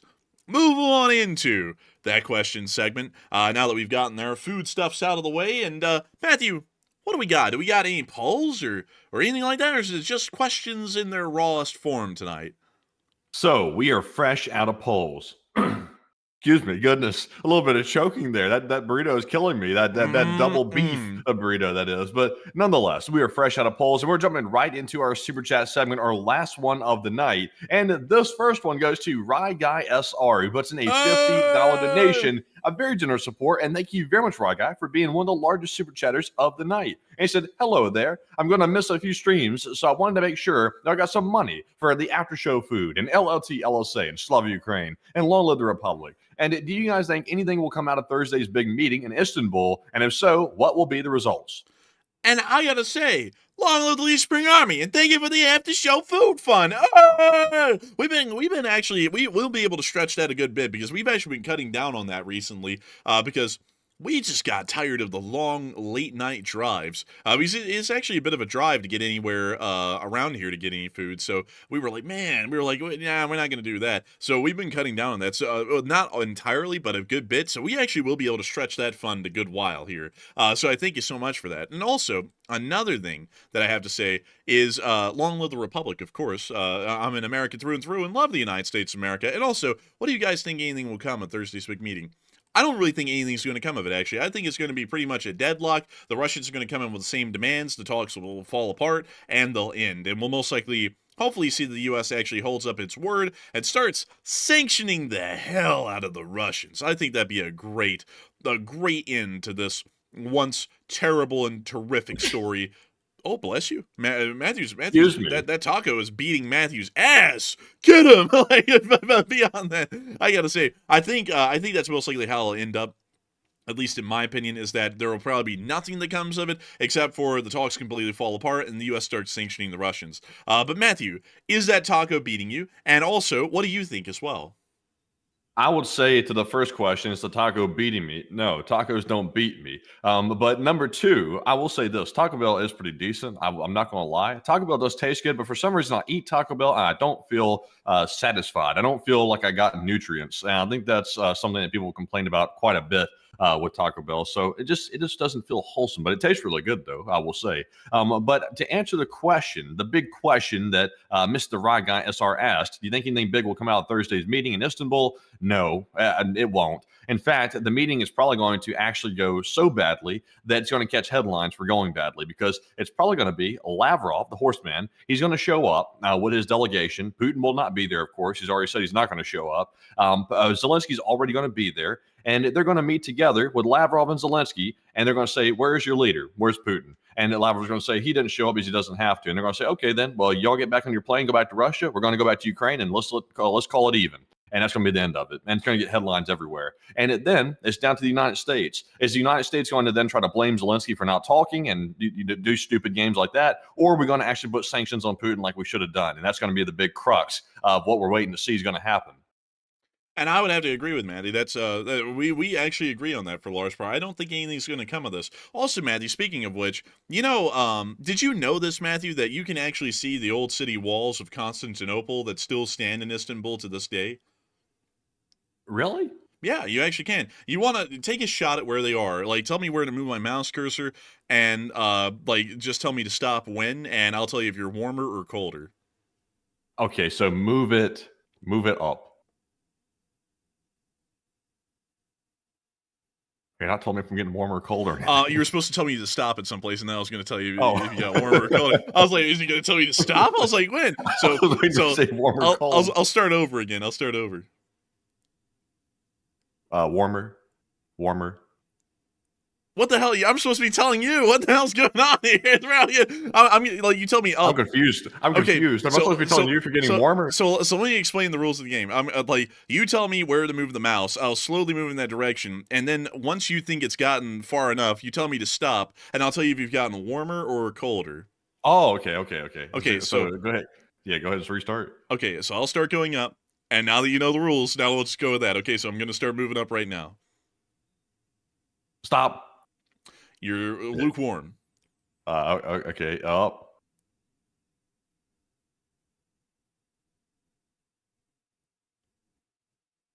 Stop. Very cold.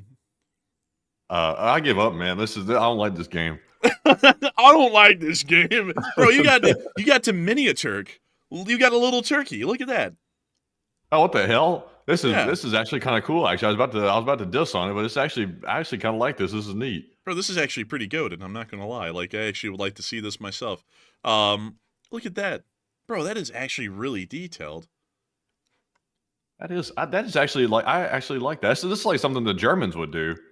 Yeah, it is really. But anyways, the city wall's down here. And let me go see if I can show you the wall. There it is. That's the wall. Yes. Ataturk, good wall. Oh, look. Modern Ataturk. Oh, is that the guy right there who got messed up because he messed with Erdogan? I'm not really sure. The sure. I think that might be a mayor. I'm not really sure on that one, though. Let me go see if I can get you a good look at the wall. Here we go. The wall. That's it right there. That is literally the ancient Constantinople city walls that fell in the 15th century to the Ottomans. That is crazy. That is very historic. Yeah, it's really cool actually that it's still here. You can actually see that it's been in a process of decay for centuries, but they maintain it nowadays as like a major historic landmark kind of a thing. Let me see. I'm trying to see if I can get you some cooler pictures. Oh yeah, here's a more intact tower of the wall. That honestly not too bad looking for how old it is. Yeah, not too bad. Not too bad. What the hell? But anyways, beyond that, it's a really cool wall. But beyond that, I don't think it's going to go that well. Also, what in the world does downtown Istanbul look like, or historic downtown? He doesn't look at all like ancient Constantinople. This honestly looks a lot like Germany. It kind of does, honestly. I'll admit.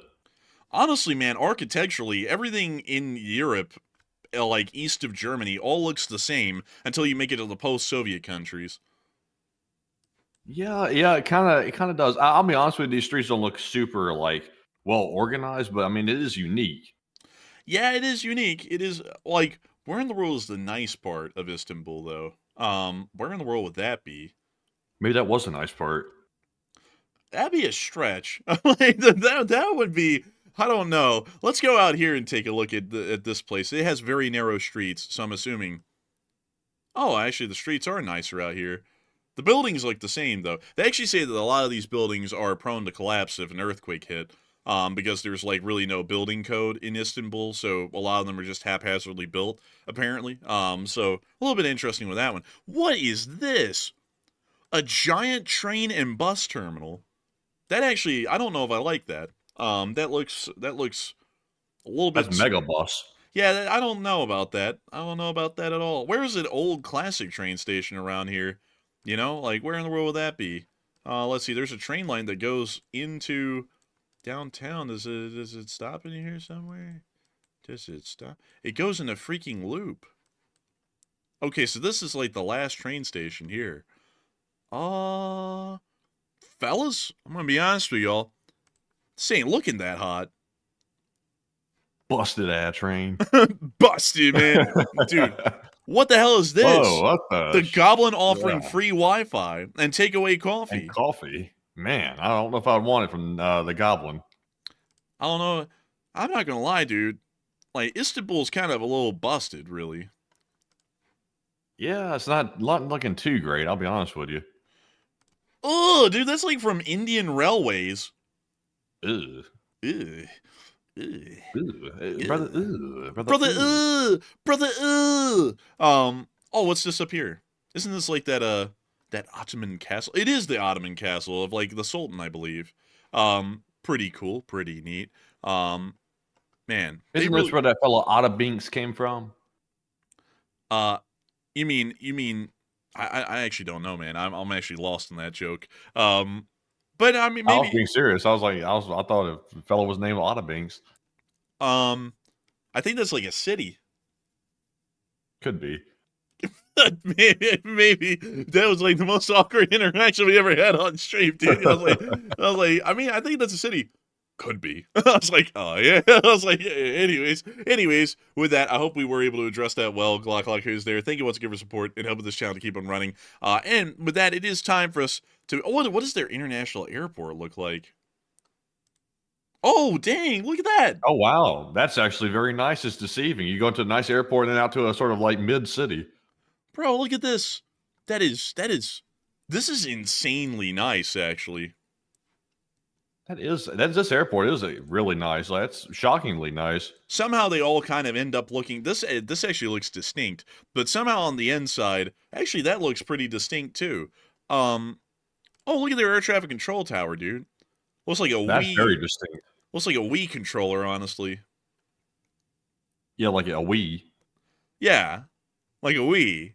Dude, I don't like. I don't know where to go with that. But anyways, a really cool airport, actually. Really neat. Oh, look, you see it under construction right here. Dang, it's fairly new, too.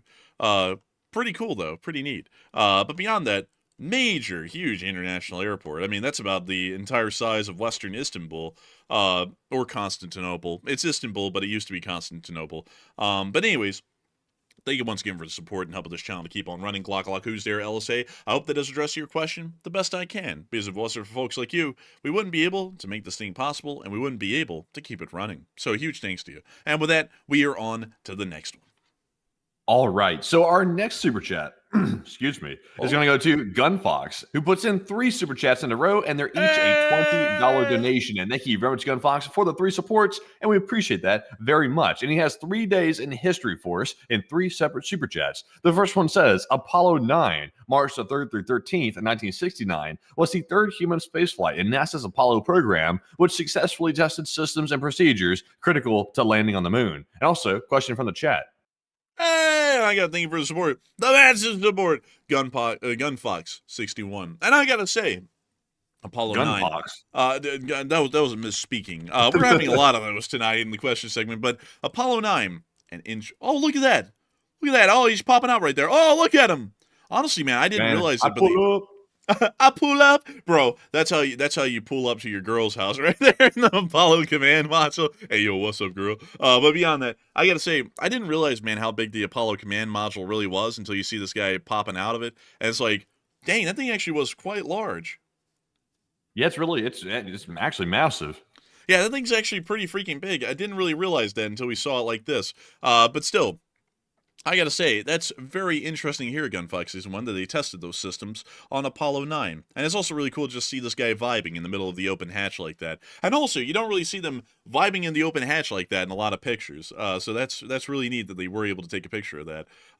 Let's see if there's any other pictures. Oh, look, there it is being moved to the launch pad. Oh, that's cool. I like that. That's pretty cool. Yeah, that's pretty neat. Let's see here. Oh, look, there's the launch right there. Look at that. Now that is spectacular. Man, that is actually incredible. Oh, look at that. Look at that. That's Schweikart.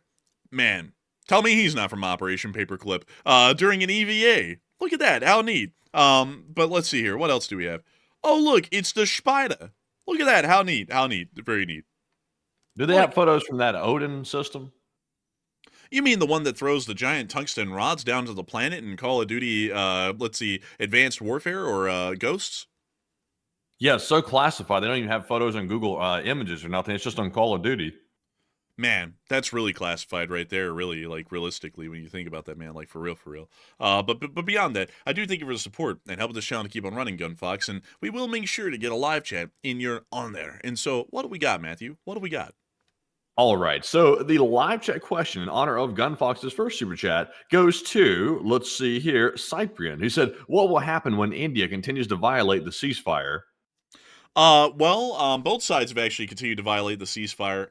Pakistan was the first one to break it, and both sides have continued to break it since then. So it just looks like it'll just keep on re-escalating back into what it was before the ceasefire was reached, at least from what we're seeing right now. So with that, I hope that does address that live chat well, at least the best I can. And also, Matthew, I see that you have a really interesting poll up right now, and it seems to have a very unanimous result. So what do we got on that one, Matthew? All right. So the question on the poll is, would you like to see the enforcers try GeoGuessr? And also, if you're not sure what that is, it's basically a game where it shows you a Google Street View of someplace, and you have to guess the location on a map. And it doesn't give you many details, and you have to use your intel analysis skills to figure out where you're sitting at. It's a good little game to figure out if you know how to figure out clues based on what you're looking at from a street, which is a good skill to have. So 69% nice said yes, while 31% said no. And honestly, we got to try that sometime. Like that would probably be a cool thing to do at some point here on the stream, I would say. But Enforcer, what say you? Well, Matthew, why say we have to make an account. I was about to like pull it up and just start going right now. Apparently we got to make an account. But I would find it interesting. Huh? Could you? I could, but I don't want to do that on stream in case it pops over onto the main screen or something while I'm like trying to make an account and then showing like a whole bunch of personal info. Maybe you know what? I'll actually try and do that right now if y'all want to. We could have a little bit of dead time on air. We could do this. I'm gonna. Also, by the way, there's a guy who's like spectacularly good at this game. You might have seen him. He's on YouTube. He's called Rainbold, and he goes on there and he actually is able to pinpoint most places that you can find on GeoGuessr within just less than a minute or something. And he's usually pretty accurate with it. So we can give it a shot and see if we're any good at it ourselves, and see if we can stack up. That'd be pretty interesting. Yeah. The issue with that, I'm gonna have to enter payment information because apparently you have to get like a little plan. It's like $250 a month, and I don't want to put payment information onto a tab that's on air anywhere, just in case if it popped up on the screen. So we would have to wait until after the show to set that up. I'm not at all against spending $2.50 a month to do something I probably find a lot of fun to see if we can even get it close or correct. So we would have to see on that one, but we'll have to do that off air later on tonight. Also, I saw that. Let's see here. Glocka who's here said, Enforcer didn't answer my question. We are getting to it. I was wanting to make sure to check on that one. I was like, I don't think we got to that one yet. But still, I hope we were able to address that well. But with that, we are on to the next one.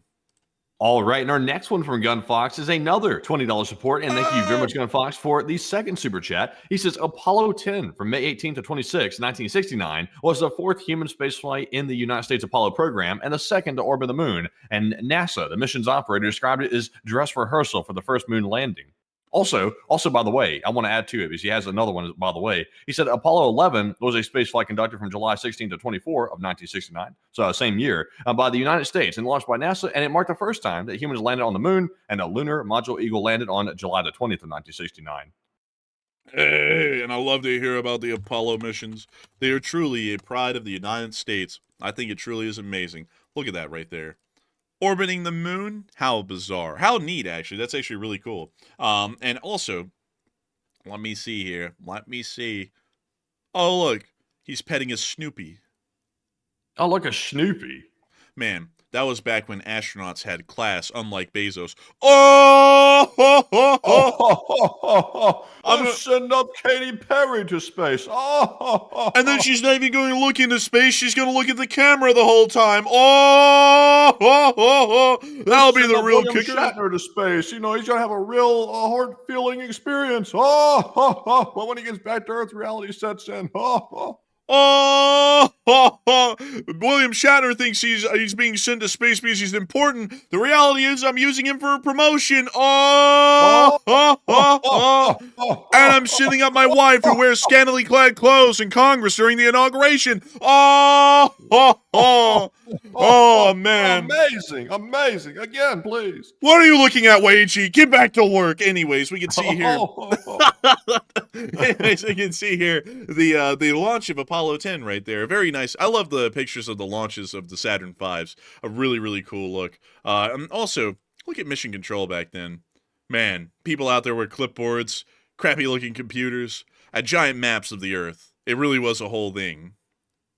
That really was a thing. Back when they had those vacuum tube monitor screens and things like that, that cathode array. I'll tell you what, those were the days. Man, back when America did things. Not because we had a purpose, we just wanted to do it. Some stupid thing that someone would say. Honestly, America just did this stuff because we were trying to beat the commies. We didn't do it just to do it, we did it to beat them. But anyways, what a cool mission here. And also, look at this picture of the moon. They're trying to, the moon. all those people in the deep state have tried to convince us that this is a real picture of the moon, and I just don't believe it, folks, because look at how there's little craters on the surface. Why would those craters exist? I mean, isn't the moon perfectly flat? It's really just more so of like a cookie shape, more so than a sphere. I think they're BSing, but I'm just kidding, by the way, folks. I'm just playing. But still, really cool pictures all around from the Apollo 10 missions. Nevertheless, let's go take a look at Apollo 11, which is the real mission of Apollo, the Apollo program.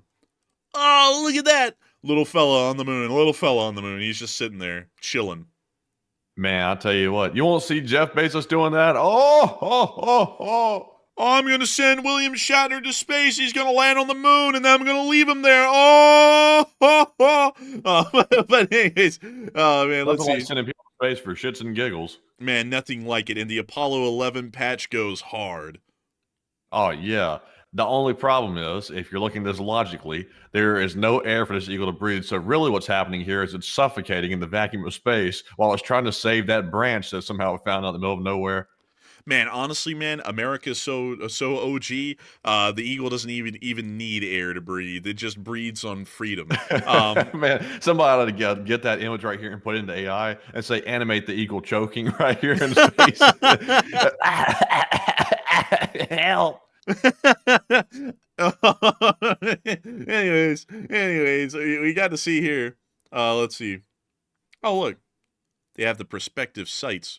They chose site 2. But they have 5 of them. So that's pretty neat.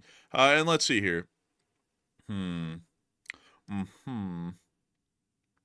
look. They photographed the lunar lander. How'd they do that? Well, they did it from the command module, which is right there. Okay, that makes sense. Wait a minute, you're about to become a conspiracy theorist. How'd they take that?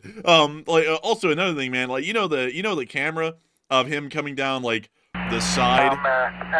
No, stop.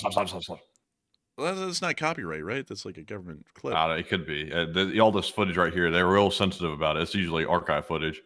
Well, yeah, but I mean, if it's archival footage and it was filmed by NASA on the leg of a lunar lander, I mean, that couldn't be really copyright. That's like a government work. I wouldn't risk it. So someone like CBS would probably come in, we own that. And it's like, no, you don't. And then we'd have to fight it. So we would want to avoid that. But do you know how this was taken, Matthew, to film the first guy coming down the ladder? How? There was a camera on the lunar lander leg. So let me go see if I can show that. So on one of these legs, I think it was the one out of camera view from this camera, is the camera looking at the ladder. Oh, is that right? Is that what they say? That's what they say, at least. Let me go see if I can get a better picture of this thing. I didn't know they had cameras that small back in the day like that. Yeah, they did. Don't you be judging. Let's see here. Where the hell is the picture of the lander leg? I sure don't see that camera. It's a replica. Well?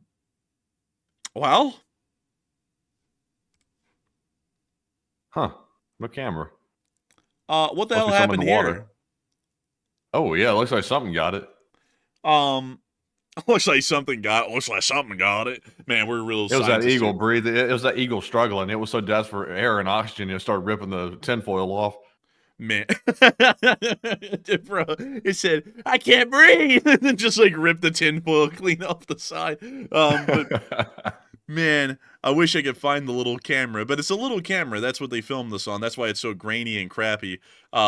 Is because that was the camera there. But anyways, let's see. Here we go. Hey, wait a minute, hang on. I think this actually describes us here. Let's see. Let's see. Use slow scan television incompatible with broadcast TV, so it's displayed on a special monitor, and a conventional TV camera viewed this monitor, so as a broadcast of broadcast, significantly reducing the quality of the picture. But where the hell was? Let's see. Hold up. Where in the world is the explanation of where the camera was? Because, like, I always heard it was on the leg of the lunar lander looking at the other one. Why does it say copies of this video in broadcast format were saved and widely available, but recordings of the original slow scan source transmission from the lunar service were likely destroyed during routine magnetic tape reuse at NASA? That's because the deep state doesn't want you to know it's fake. I'm not gonna lie, that sounds a little suspicious. It's like, how are they gonna like mess up the footage of the moon landing? That's probably the most important footage they have. They're gonna accidentally like mess it up with a little magnetic tape issue. I don't know, man. I don't know. You know, I don't know. But I believe they landed on the moon because you can literally see it with a telescope. You know. We can. Yeah, you can. Like let me go. Apollo landing site seen through. Also, by the way, I'm not saying we didn't land on the moon, just to make that clear to the audience. I'm just saying that there are a few inconsistencies that they should probably clear up. So let me see here if I can get it for you. Yep, here we go. So this is it. There it is. That's a satellite taking a picture of the surface of the moon. You can see the rover. This is Apollo 17, by the way. So you can see the rover tracks on the moon still left there, and you can also see the lower body of the lander, the the yellowish golden tinfoil looking part that was left behind on the surface. Interesting. That would have been insane to actually walk the moon or like drive around it. That would have been actually nuts to do that. Man, let me see if I can get up a closer picture. Oh yeah, look, there's the lander of Apollo 11 right there on the surface. Reflective, it reflects the light pretty brightly so you can see it. That is pretty cool. Yeah, it's pretty neat. All of them you can actually see through a strong enough telescope from Earth. So they actually did happen. You can just literally just look at them with a strong enough telescope and confirm that they're there. So like that's one thing I don't get about the moon landing deniers do. It's like you just have to get a strong enough telescope and look at the moon, and you can pretty easily see them. It's not like it's going to be like rocket science to look at them. So it's not like it's fake. You can literally see them on the moon. But still. A little bit of an interesting game, and I like this picture here, man, of the American flag on the surface of the moon, which has now been bleached by the radiation and the sun's rays over decades. But I still like the fact that an American flag is on the moon and no one else's is, because the Soviets just weren't that good. That is pretty neat. I guess we can say we claimed the moon, which since we put our flag there, we get to have it. Man, we just get to own it. Everyone, whenever the tide comes in, got to pay tide tax now around the world because we own the thing. But anyways, with that, I hope that does address that well, and I think it wants to give our support Gunfox61 and sharing with us some very interesting facts about space exploration and space history, because I always find it to be quite interesting, and I like that you have a great appreciation for American space exploration. And so a huge thanks to you so much once again. I hope that does address that incredibly well. And with that, it is time for us to move on to the next one. But a huge thanks to you once again for the massive support tonight and helping this channel to keep on rolling. Yes, indeed. And our next one goes to Mr. Glock, who's there, LSA, who puts in a $20 donation. And thank you very much, Mr. Glock, for that support. He said, Russia can absolutely not stop the war because the greatest part of their economy is military production, and stopping the war will immediately cause their economy to implode. And what say you?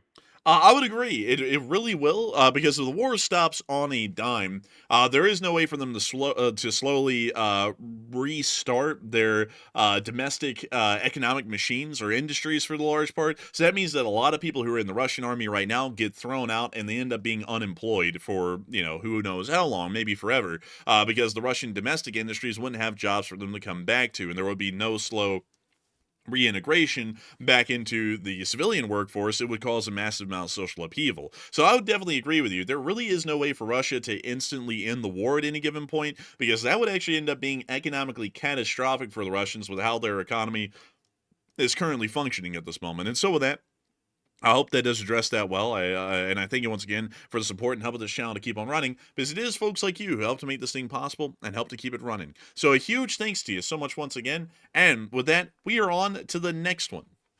And our next one goes to Azim, who puts in a 20. And thank you very much, Azim, as well, for that generous support and also helping to keep the channel running. And Azim said, a pilot needs 2 of 3 things to survive. 1, altitude. 2, brains. 3, speed. And what say you? I would agree with that. I would also say that there's a multiple of other things. Good ground maintenance crews, good funding, good training and flight hours, good air tactics, good air doctrine, good implementation by co-pilots and squad mates of air tactics and strategies. There are many other things. Also, the clearing out of enemy air defense systems. All those sorts of things really lay out how a fight will go for the large part. But I largely agree with those 3. Those would be the primary 3, in my opinion, as well. And I got to thank you so much for the support and helping this channel to keep on running. Because if it wasn't for folks like you, we would not be able to be here, and we wouldn't be able to keep this channel running. And so a huge thanks to you so much once again. I hope that does address that incredibly well. And with that, we are on to the next one. But before we get on to the next one, I did see someone say something that's very interesting. Let's see. Hold up, folks. I saw someone say, it seems that fake, that moon landing, but wouldn't NASA and all the space team call it out now? It's not fake, though, because it's like, people say it's fake, but the thing is that you can literally just whip out a telescope and look at the moon and see that they actually happened. So it's not really like something where it's like, I don't know. It's like you can literally just whip out a telescope and look at them if you wanted to. It's not like it's something that's so far away from us that it's completely out of sight and out of reach to know whether it happened or not. The moon is close enough and satellites are strong enough, literally from the ground, that you can literally just point a satellite at the moon, and if you know where you're supposed to be looking, you can just zoom in the telescope and focus it well enough to literally see the light reflecting off of one of the leftover lunar landers on the surface. So, like, the moon landings weren't faked because you can literally just see them on the surface of the moon. So like that, like it would be a little bit weird to say the moon landings were fake and people didn't go there, but somehow we actually did successfully land lunar landers on the moon, which are left over and you can physically see, but for some reason we also just didn't send the people there, although we had the space suits and technology at the time for EVA activities in orbit, which would literally be the same thing as just putting someone on the moon for the large part at that point as well, because if an EVA suit works in space, it works in space, whether it's on the surface of the moon or in orbit over the Earth. So that's why, to me, I'm not really at all a moon landing denier, because, the proof's right there. You can just look up with a strong enough telescope and literally see it. But anyways, with that, I hope that does address that the best I can. And with that, we are on to the next one. All right, and this one goes to Jacob Dunaway, who puts in a $10 donation, and thank you, Jacob, as well, for the support. He said, any update on the bombers and large amount of air support moved to Japan? I believe it was the majority of what we had stationed in the Indian Ocean. We did hear about the B-2s being moved out and the B-52s are moving into Diego Garcia. I did not hear today about a large bomber force being moved into Japan today. That actually occurred a little while ago, and I believe it was B-1 Lancers that were being moved into a possible permanent deployment in Japan. But I think that happened about several weeks ago from what I'm remembering. But from what I'm largely understanding, is part of our force posturing in the area to stand off against the Chinese and the North Koreans, which are openly becoming more aggressive towards American and Western interests. And that's supposed to be a standoff capability that we bring into the area as a form of a deterrent. And so with that, I hope that does address that the best I can, and I think it wants to give her support and help this channel to keep on running. And if I did miss a little bit of news on that today, sorry. Unfortunately, some things do pass over our radar, and we don't really get to see them. But that would be the information I have at the moment to be able to answer that question the best I can. And so with that, thank you so much once again. I hope that does address that well, and also address the addressing well. And with that, we are on to the next one. All right. And also, by the way, Azem wants us to return back to his super chat real quick, because he said you're supposed to guess 2 of the 3 things. And just to repeat it, a pilot needs 2 of 3 things to survive, according to Azem. He said altitude, brains, or speed. I would say if I had to guess 2 out of 3, I'd say brains and speed. Because if you got that, then generally you're good. Altitude automatically comes with it if you got the brains, because obviously don't go to 0, or otherwise you crash. But Enforcer, what say you? While someone's gassing their car outside, I would say that... Yeah, there's like someone like revving their car outside.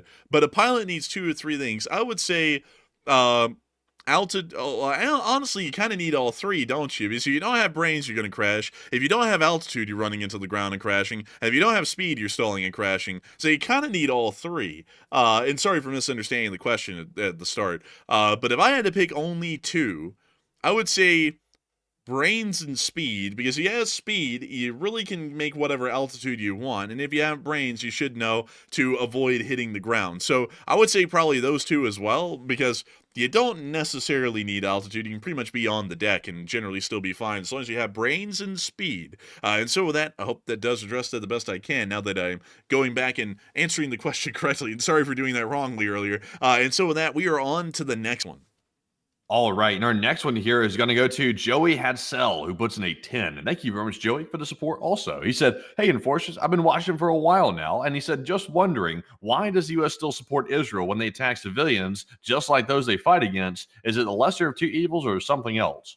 I thank you for the support. And it really is a lesser of two evils kind of a thing, because out of the two groups, which one is asking for Americans to get killed? It's Hamas and Hezbollah and the Houthis. The Israelis don't say that, so when we come into the region, we say who to support. We're going to pick the Israelis because they're more sympathetic, or we're more sympathetic to their side and their cause than we are to the other forces. That's generally the position that we support Israel on.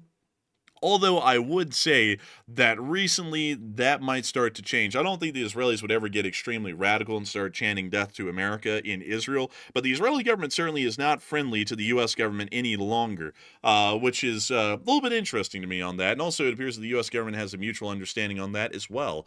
And so with that, I hope that does address that the best I can. And I think it wants to give for support and help with this channel to keep on running. And with that, we are on to the next one. And the next one goes to Whip, who puts in a $10 donation. Thank you very much, by the way, for that $10 support. And then they said, I passed through SNN Airport 2 days ago, and I've seen a lot of Marines heading to the Middle East refueling. And I got to thank you for the support and helping this channel to keep on running. Let me make sure to reread that here. 1 second. I want to make sure. Let's see. I passed through SNN Airport 2 days ago. Where is the SNN Airport? Matthew, are you still there? Yes, I'm here. Oh, my hacking buns. Oh, it's back. We're back. Sorry, everyone, lag alert. But let's see here.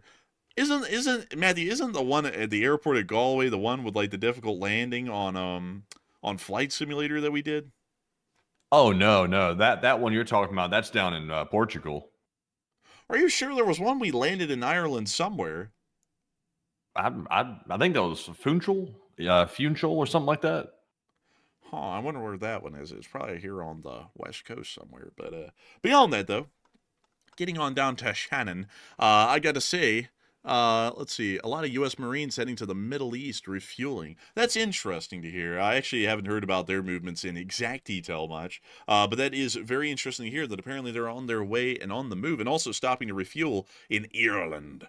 So I thank you so much for sharing that, and I thank you for supporting this channel and helping you keep on running as well, because it is folks like you who help to make this thing impossible day in and day out. And so a huge thank you to you once again. I hope that does address that the best I can. And what does the town of Shannon look like? Oh, it's modern. Oh, yes, the town of Shenandoah Valley, the Garda. Man, that's the cops. I'm going to call the guard on you. It's like, go ahead and call them. Let's see. Man, honestly, it's better if somebody says, I'm going to call the guard on you. If they say they're calling the IRA, then you might want to take off. Dude, if you hear, come out, you black and tans, you better just run. It's like, you better just run away. But honestly, man, Ireland and Britain always look gorgeous from above because of how the tree lines are dividing the fields and the way they do. It's always beautiful. Look at that. It is beautiful. It's like the Lords in the Manor. And this is right before this person taking the picture got spinal bifida because they're flying on Ryanair. Dude, the landings have never been harder on the runways. I heard that Ryanair is actually making dents in the runways these days with how hard they're landing those. Oh, look, it's a Lynx, and it's a British Army Lynx, too.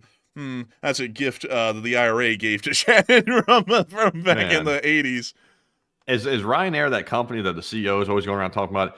I can reduce the airfares by £5.50 if we take all the seats out the back of the plane and make them stand on the whole flight. And also, if I take out the loos in the very back, that'll also add like 5 seats as well. And I can take down the plane tickets by $1.50. Yeah, I think he's that guy. Yeah. That's him. Yeah, Yeah. I can't remember. I think it was Ryanair that guy was a part of. But yeah, that guy's brutal and hilarious. He's like, if I can just take the chairs out of the airplane, I can reduce your airfare. It's like, well, why is that? It's like, why do chairs reduce airfare?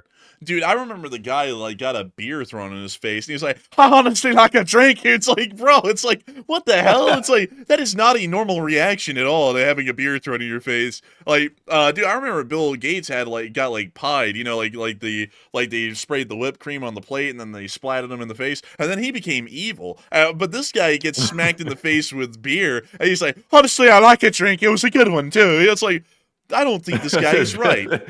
Man, Bill Gates got slapped in the face with that whipped cream pie, and he turned around and said, I think I'm going to make the people eat fake meat. Bro, you sat there, bro, back in the day, dude, and while that pie was hitting him in the face, he was sitting there, man, seeing like a time lapse in his head in one split second of what the next 30 years would look like. He's like, I'm gonna ruin these people's lives. Like, he's like, I'm gonna make them miserable. And he just went with it from then on. But still, also, Matthew, I like how this is called Bali Hennessy. I think that's what is said of people when they go to the questionable sides of town and they get some Hennessy. They call that Bali Hennessy. And also we have Gary Namona and Bali Kali. Oh man, working at Bali Kali, that's a real tough job there. Oh man, whenever the hot dog man has a rough day at work, he makes a Bali Kali. Oh man.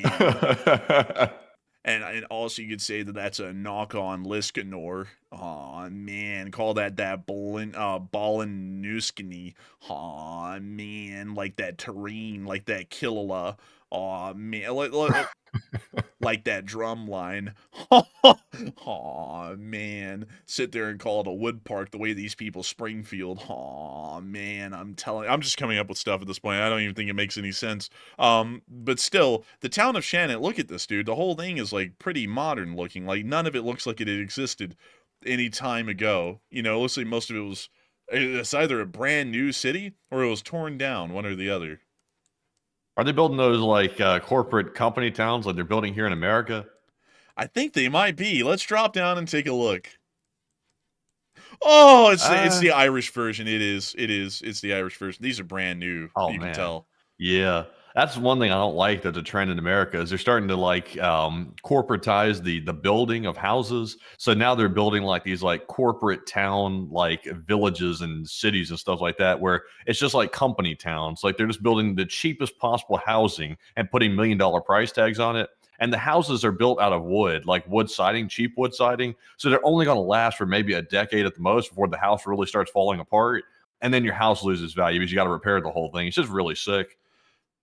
It's just really sick, but it really is, honestly. I was looking at Ireland, so I figured I'd give it a little Irish flair at the end. Religious bookshop, knock souvenirs and candles. What a wide variety of things. Religious books, souvenirs, and candles all in one roof. And that roof might be rotting. But oh, just like your corporate townhouse is going to do in 10 years. Bro, that building though has been there for like at least 100, so it's like I'll be fair on that one. Bro, turn into that wrestler. You'll do what you're told. Right there, you went. You'll do what you're told. I like how they made it walkable, though. Yeah, that is nice. So that way, Conor McGregor can swag down the walkway, going, "You'll do what you're told." And I got away with it too. That's like, oh no! I'm going to run for politics now that I have plenty of scandals. And dude, they're gonna bring up the same thing they brought on Mike Tyson, but this guy's not gonna be like, "You're a piece of shit." He's gonna be like, "Wow, that's kind of true. Like I might have done that." But you see, man. Janet, we're not here for a therapy session. You'll do it. Also, there's the opticians. You can look at your eyes in there. What else do they have? They have Kleiser Piano. They have a piano store in this town, bro. This town's got to be well off to have a whole piano store. Yeah, I've never even heard of Kleiser Piano, so it might be off-brand or something. Angel Times, holistic and spiritual. Well, folks, if you have any severe ailments, perhaps dodge that place. Wait a second. This lady right here. Wait a minute. This lady on the street turned around and was like looking at the van like it was about to slide the block or something. She thought she was about to take off. Bro, why the hell she got the pose of like a pedestrian crossing sign? She looks like she's concerned about her safety here, because the way she's looking at the van is kind of concerning. Dun dun, stranger danger. Run. Oh my lord, dude. Let's see here. Oh, what the hell is this? Right? Oh, Suzuki. It's a Suzuki shop that sells motorcycles. It sells the literal variety of Yamaha and Suzuki goods. They have the clip art chainsaw up there to let you know they're selling those chainsaws. Dude, look at this. They got Christmas stuff. Is that a freaking swole reindeer biker? Bro, that is a swole reindeer biker with tattoos and everything. Man, there's Thug Santa. Bro, you better watch out. you better cry too. It's like he's coming for you. What is this? Man, Fox's bow. This is the alley where Conor McGregor used to walk down the street and go roughing. Singer Sewing and Wool Center. They have some really cool shops actually around here, because you would never hear of this kind of stuff in America. We would have like Walmart, radar stores. Oh, outdoor specialists. I'm about to say, there's no way they're selling like radar in here. Yeah, we sell truck and radar. But that was Scottish. But let's see. Service, mobile phone and computer unlocking and repairs. Oh, okay. What else do they have down there? Dark Side. It's a vape store. Let's see. Paws and Claws, the pet care center. Huh. Interesting. They like their clip art in this city. They do. Destiny body piercing. Celtic. Ugh. It's just like Celtic. Okay. Hair in the lawn. Hair and nail salon. I almost said hair in the lawn. Antoinette's hats and accessories. They might be on rougher times here in this building. They also have Goodfellas, which look like Godfather, barbershop. What else do they have? Hey, you're trying to get cut. And they also have an antique shop here, too. What a street, man. Like, the wide gamut of things on the street. What's out here? Lena's sewing and... They got a lot of sewing and knitting going on in Ireland. It's just like a major industry for them. Euro Giant. It's a dollar... It's a Euro store, technically, but it's a dollar store to us. What was that? X piece of shit? What man, it's the hot dog man. Oh man. Except he's not X. He's not current. X. He's just current. Yeah, like he's just... he's current on his bill. Bags and luggage. We also have Dollies and home selections. Dailies. Oh, whatever. We also have Deals, spelled with a Z. Deals. We also have Alan betting and homework. Bonkers. Man, Bonkers looks suggestive for a minute. It looks like a shoe store, but at first the pink and the lettering and the legs in the photo, that had me a little concerned. Man, honestly. Also, man, why are you getting up to speed with Virgin broadband? Why does it have to be... Oh, wait, it's the Virgin company? What? What Virgin the Media. hell? Dude, I never heard of that company. That is interesting. Yeah, I didn't even know that existed, really. Limerick Oxfam. Express. Oxfam's over. Call me Ed Sharpova. What the hell is this? Grows vegetables, fills classrooms, drills wells. Like oil wells? Like they went from filling classrooms This is to a charity. empowers women and fights poverty. Okay. The war on poverty. The war on poverty. Dude, honestly, man, that's a good name for a kid. Like, name your kid Poverty, like Verity. You know, and just don't say it like poverty, just say poverty. And it'll come out well. We also got... I can't even read that. Is that Super Drug? Does that say Super Drug? I think it's a super drug. And then we got Hogan's. Craft Butchers. Oh, so it's an actual butcher shop. That sign has been butchered, though, I'll tell you. So what the hell is in Super Drug? Man, they got people posted up outside Superdrug, like you might get into some trouble if you mess around in Superdrug. Bro, why are they all posted up at symmetrical distances from each other? Like they're all the same distance from one another. Man, I'm not sure about Superdrug. I think I'd have to like skip on going there. Dude, you go in there and it's like, man, I got a headache. Would you like crack? It's like, no. It's like one stop. Vaping and smoking. Honestly, dude, like, I'm not gonna lie, this kind of feels like the same stores beyond the wool and knitting shops that America has for the most part on most of its streets, just different names. I feel like this might be like the Irish Hood.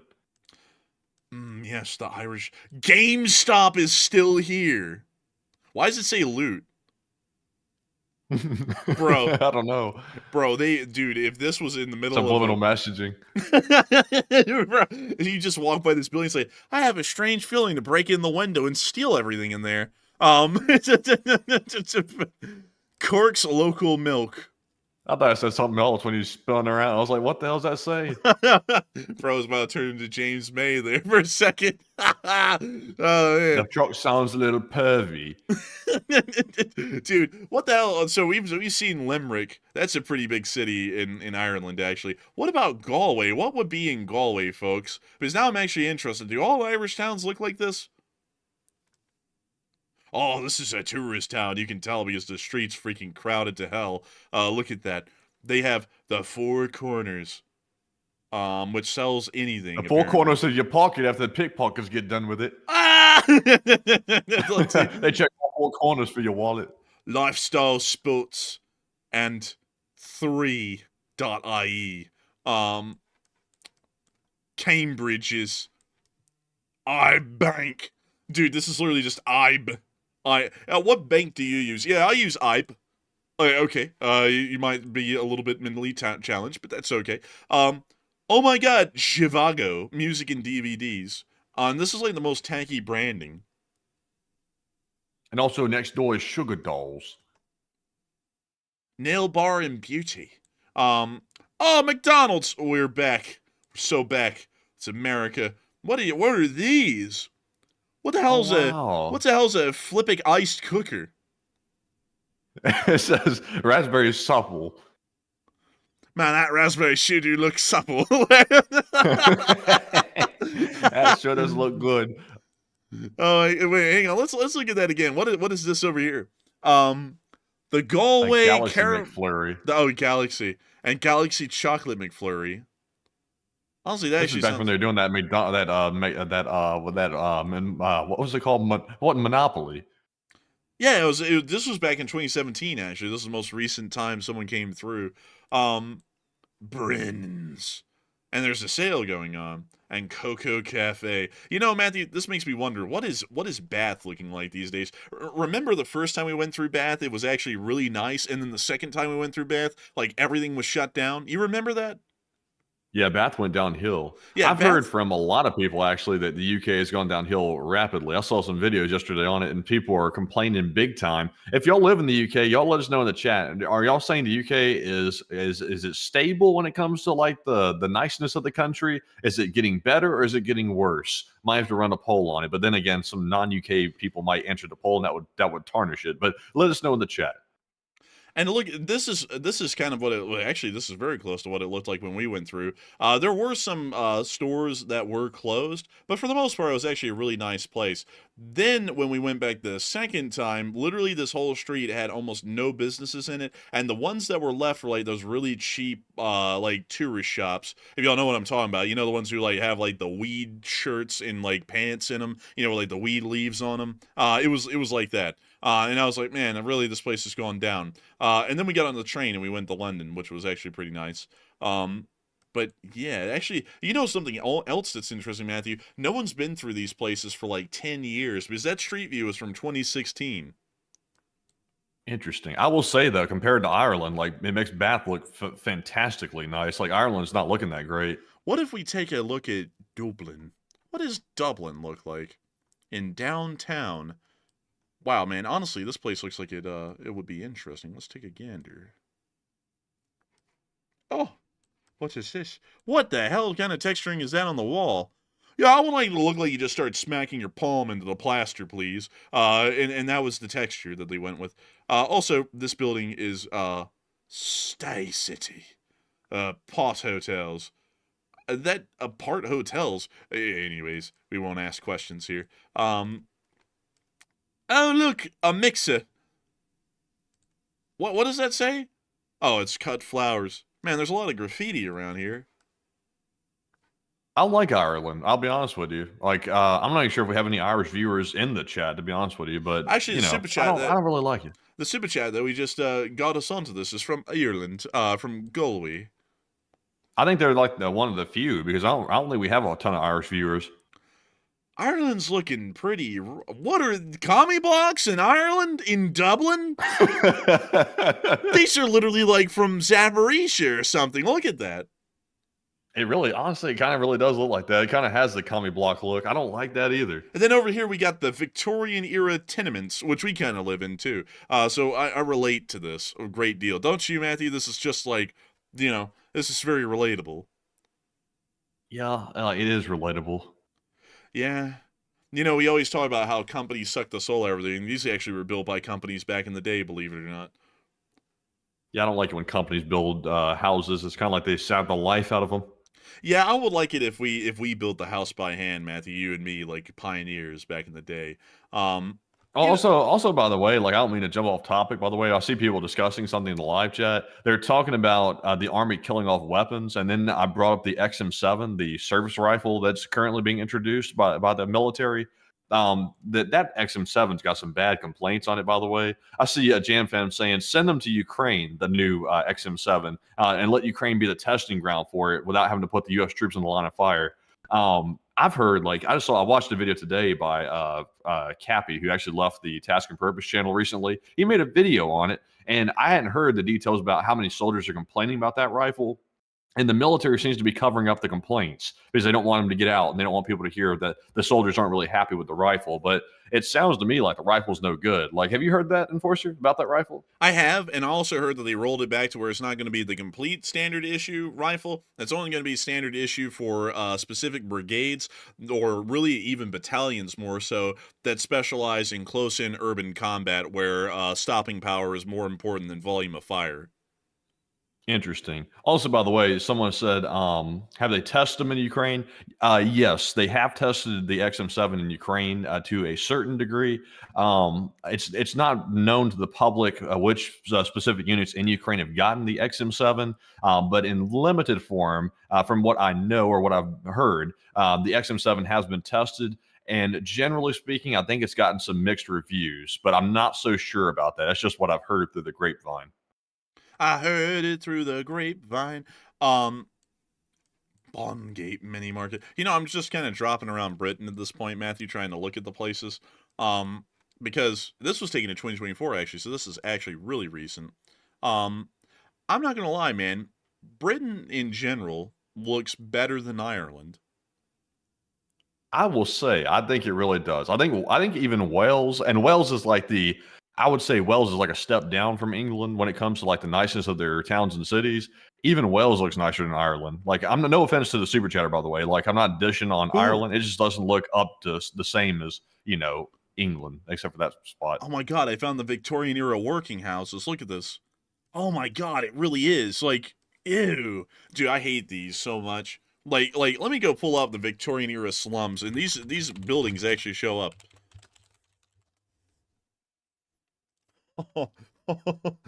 People pay top dollar to live in these too, which is kind of the shame of it. Because let me see here. And when I say top dollar, these are still low end in Britain. It's just that they're this right there. This is literally that. Just in the modern day. Yeah, it looks identical. Like, this is just horrific looking. Dude, honestly, man, companies have been building soulless buildings since the dawn of time, really since the beginning of the industrial era, really. Goodness. Oh, let's see. Wait a minute. Mr. Whip, who's through in the super chat, he said, don't forget that the English really stomped on Ireland for 600 years and they're catching up. I mean, fair point. I will say that. I mean, also, it doesn't look like bad. It just doesn't look like as nice as some of England's big cities. But I'll be honest with you, it looks better than where we live in Alabama. Like, I got no room to talk. Like, I think it looks about the same in the Ireland version of it. So, I mean, you're living the same like conditions that we're living in. So, I'm sitting here comparing England versus Ireland. But really, if you compare Alabama to any of those places, it's like, okay, Alabama might be at the bottom of the list. And also, I would have to say, it isn't. It actually is doing quite well. Ireland's actually doing well economically. It actually has a larger economy than Norway. But still, it's interesting to see because for some reason, like I've never really looked at Ireland a lot. I've always assumed that Ireland was exactly the same as the UK. Because once again, y'all got your independence about 100 years ago. And these buildings are quite clearly younger than 100 years. And I was thinking, oh, it probably just looks like the UK, really. And then we dropped down. I was like, man, some of these places are looking rough. But beyond that, though, I would have to say it does look better than Alabama. Like Alabama's a rough looking place. Like you want to see Alabama. Like you want to see where we're from because like I'm judging and we really have no room to judge. Let me go show you North Birmingham. So this is what we're around. Like this is just a couple of miles from us. So we really don't have a lot of room to yap on Ireland. Be like, oh, look at that, because this is where we're really from, and it looks like hell. So don't throw stones when you live in a glass house, is what they say. And I think I'll have to learn from that one here, because I don't want you to think we're dissing on Ireland, because Ireland is actually pretty neat. And so with that, I thank you once again for the support and helping this channel to keep on running. And with that, we are on to the next one. All right, and the next one goes to Whiskey Echo, who puts in a 10. And thank you very much, Whiskey, as well. They said, what is the good word, Enforcer family? What did I miss? The good word? What is the good word? Well, the good word is the bird. The bird is the word. And I got to thank you so much for the support and helping this channel to keep on running. And if you've been gone for days, you've missed lots. A lot has happened over several days. So much that I probably wouldn't even be able to summarize most of it. But I do thank you so much for the support and helping this channel to keep on running, because if it wasn't for folks like you, we wouldn't be able to make this thing possible, and we wouldn't be able to keep it running. And so a huge thanks to you so much once again. And before we move on, someone said Auburn, Alabama actually looks nice. Auburn, Alabama is a university town only for the large part, so it kind of looks nice because its whole economy is inflated from the university prices and university quality. So I'll drop y'all down and like, this is what Auburn looks like, which isn't bad, actually. It's pretty standard. But still, let's see. I think Opelika is the rough one, if I remember right. I would say that they're both about equal, to be honest. Let me see if I can drop y'all down. Actually, this isn't bad at all. This is actually pretty all right, at least in the spot I dropped down in. But Birmingham, a large part of Birmingham is really rough, and then everything south of the actual downtown Birmingham is actually okay. We're pretty nice. Calera, we actually drove through Calera, Alabama today, which is this little town in between Birmingham and Clanton. And just to give you a little bit of history behind it, it was pretty much founded to maintain the Louisville and Nashville Railroad. And we went through there today, and my goodness, this place is gone. Like there is literally nothing open down here. Yeah, it's literally just like this right now. So this building is closed. This building was closed, actually. Like there was just a bunch of junk up in like the windows and stuff.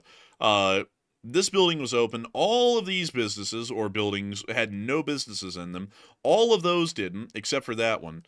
This thing is like some sort of like a weird church in like a dollar store, and then all these buildings were closed down too. So literally the entirety of the one street of downtown Calera, all of it was shut down, and we were like, oh my god, like it was like terrible looking. It was really sad actually.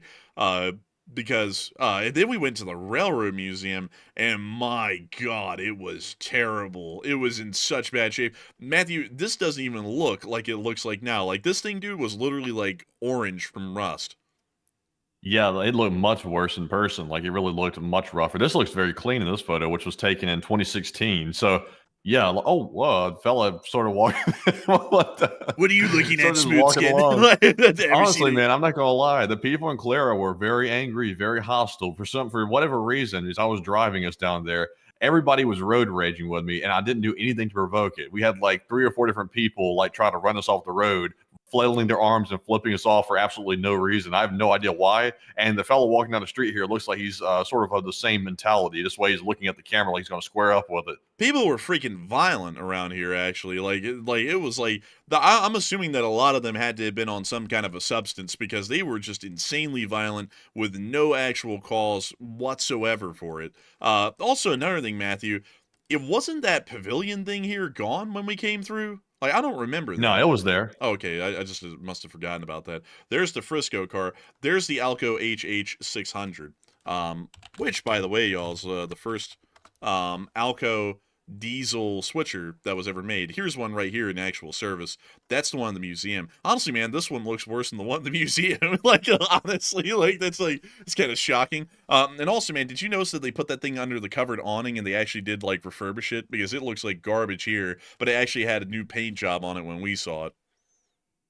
Oh, yeah, I do. I remember that when we saw it today. Yeah, that southern caboose is actually in rougher shape, far rougher shape than what it is right there.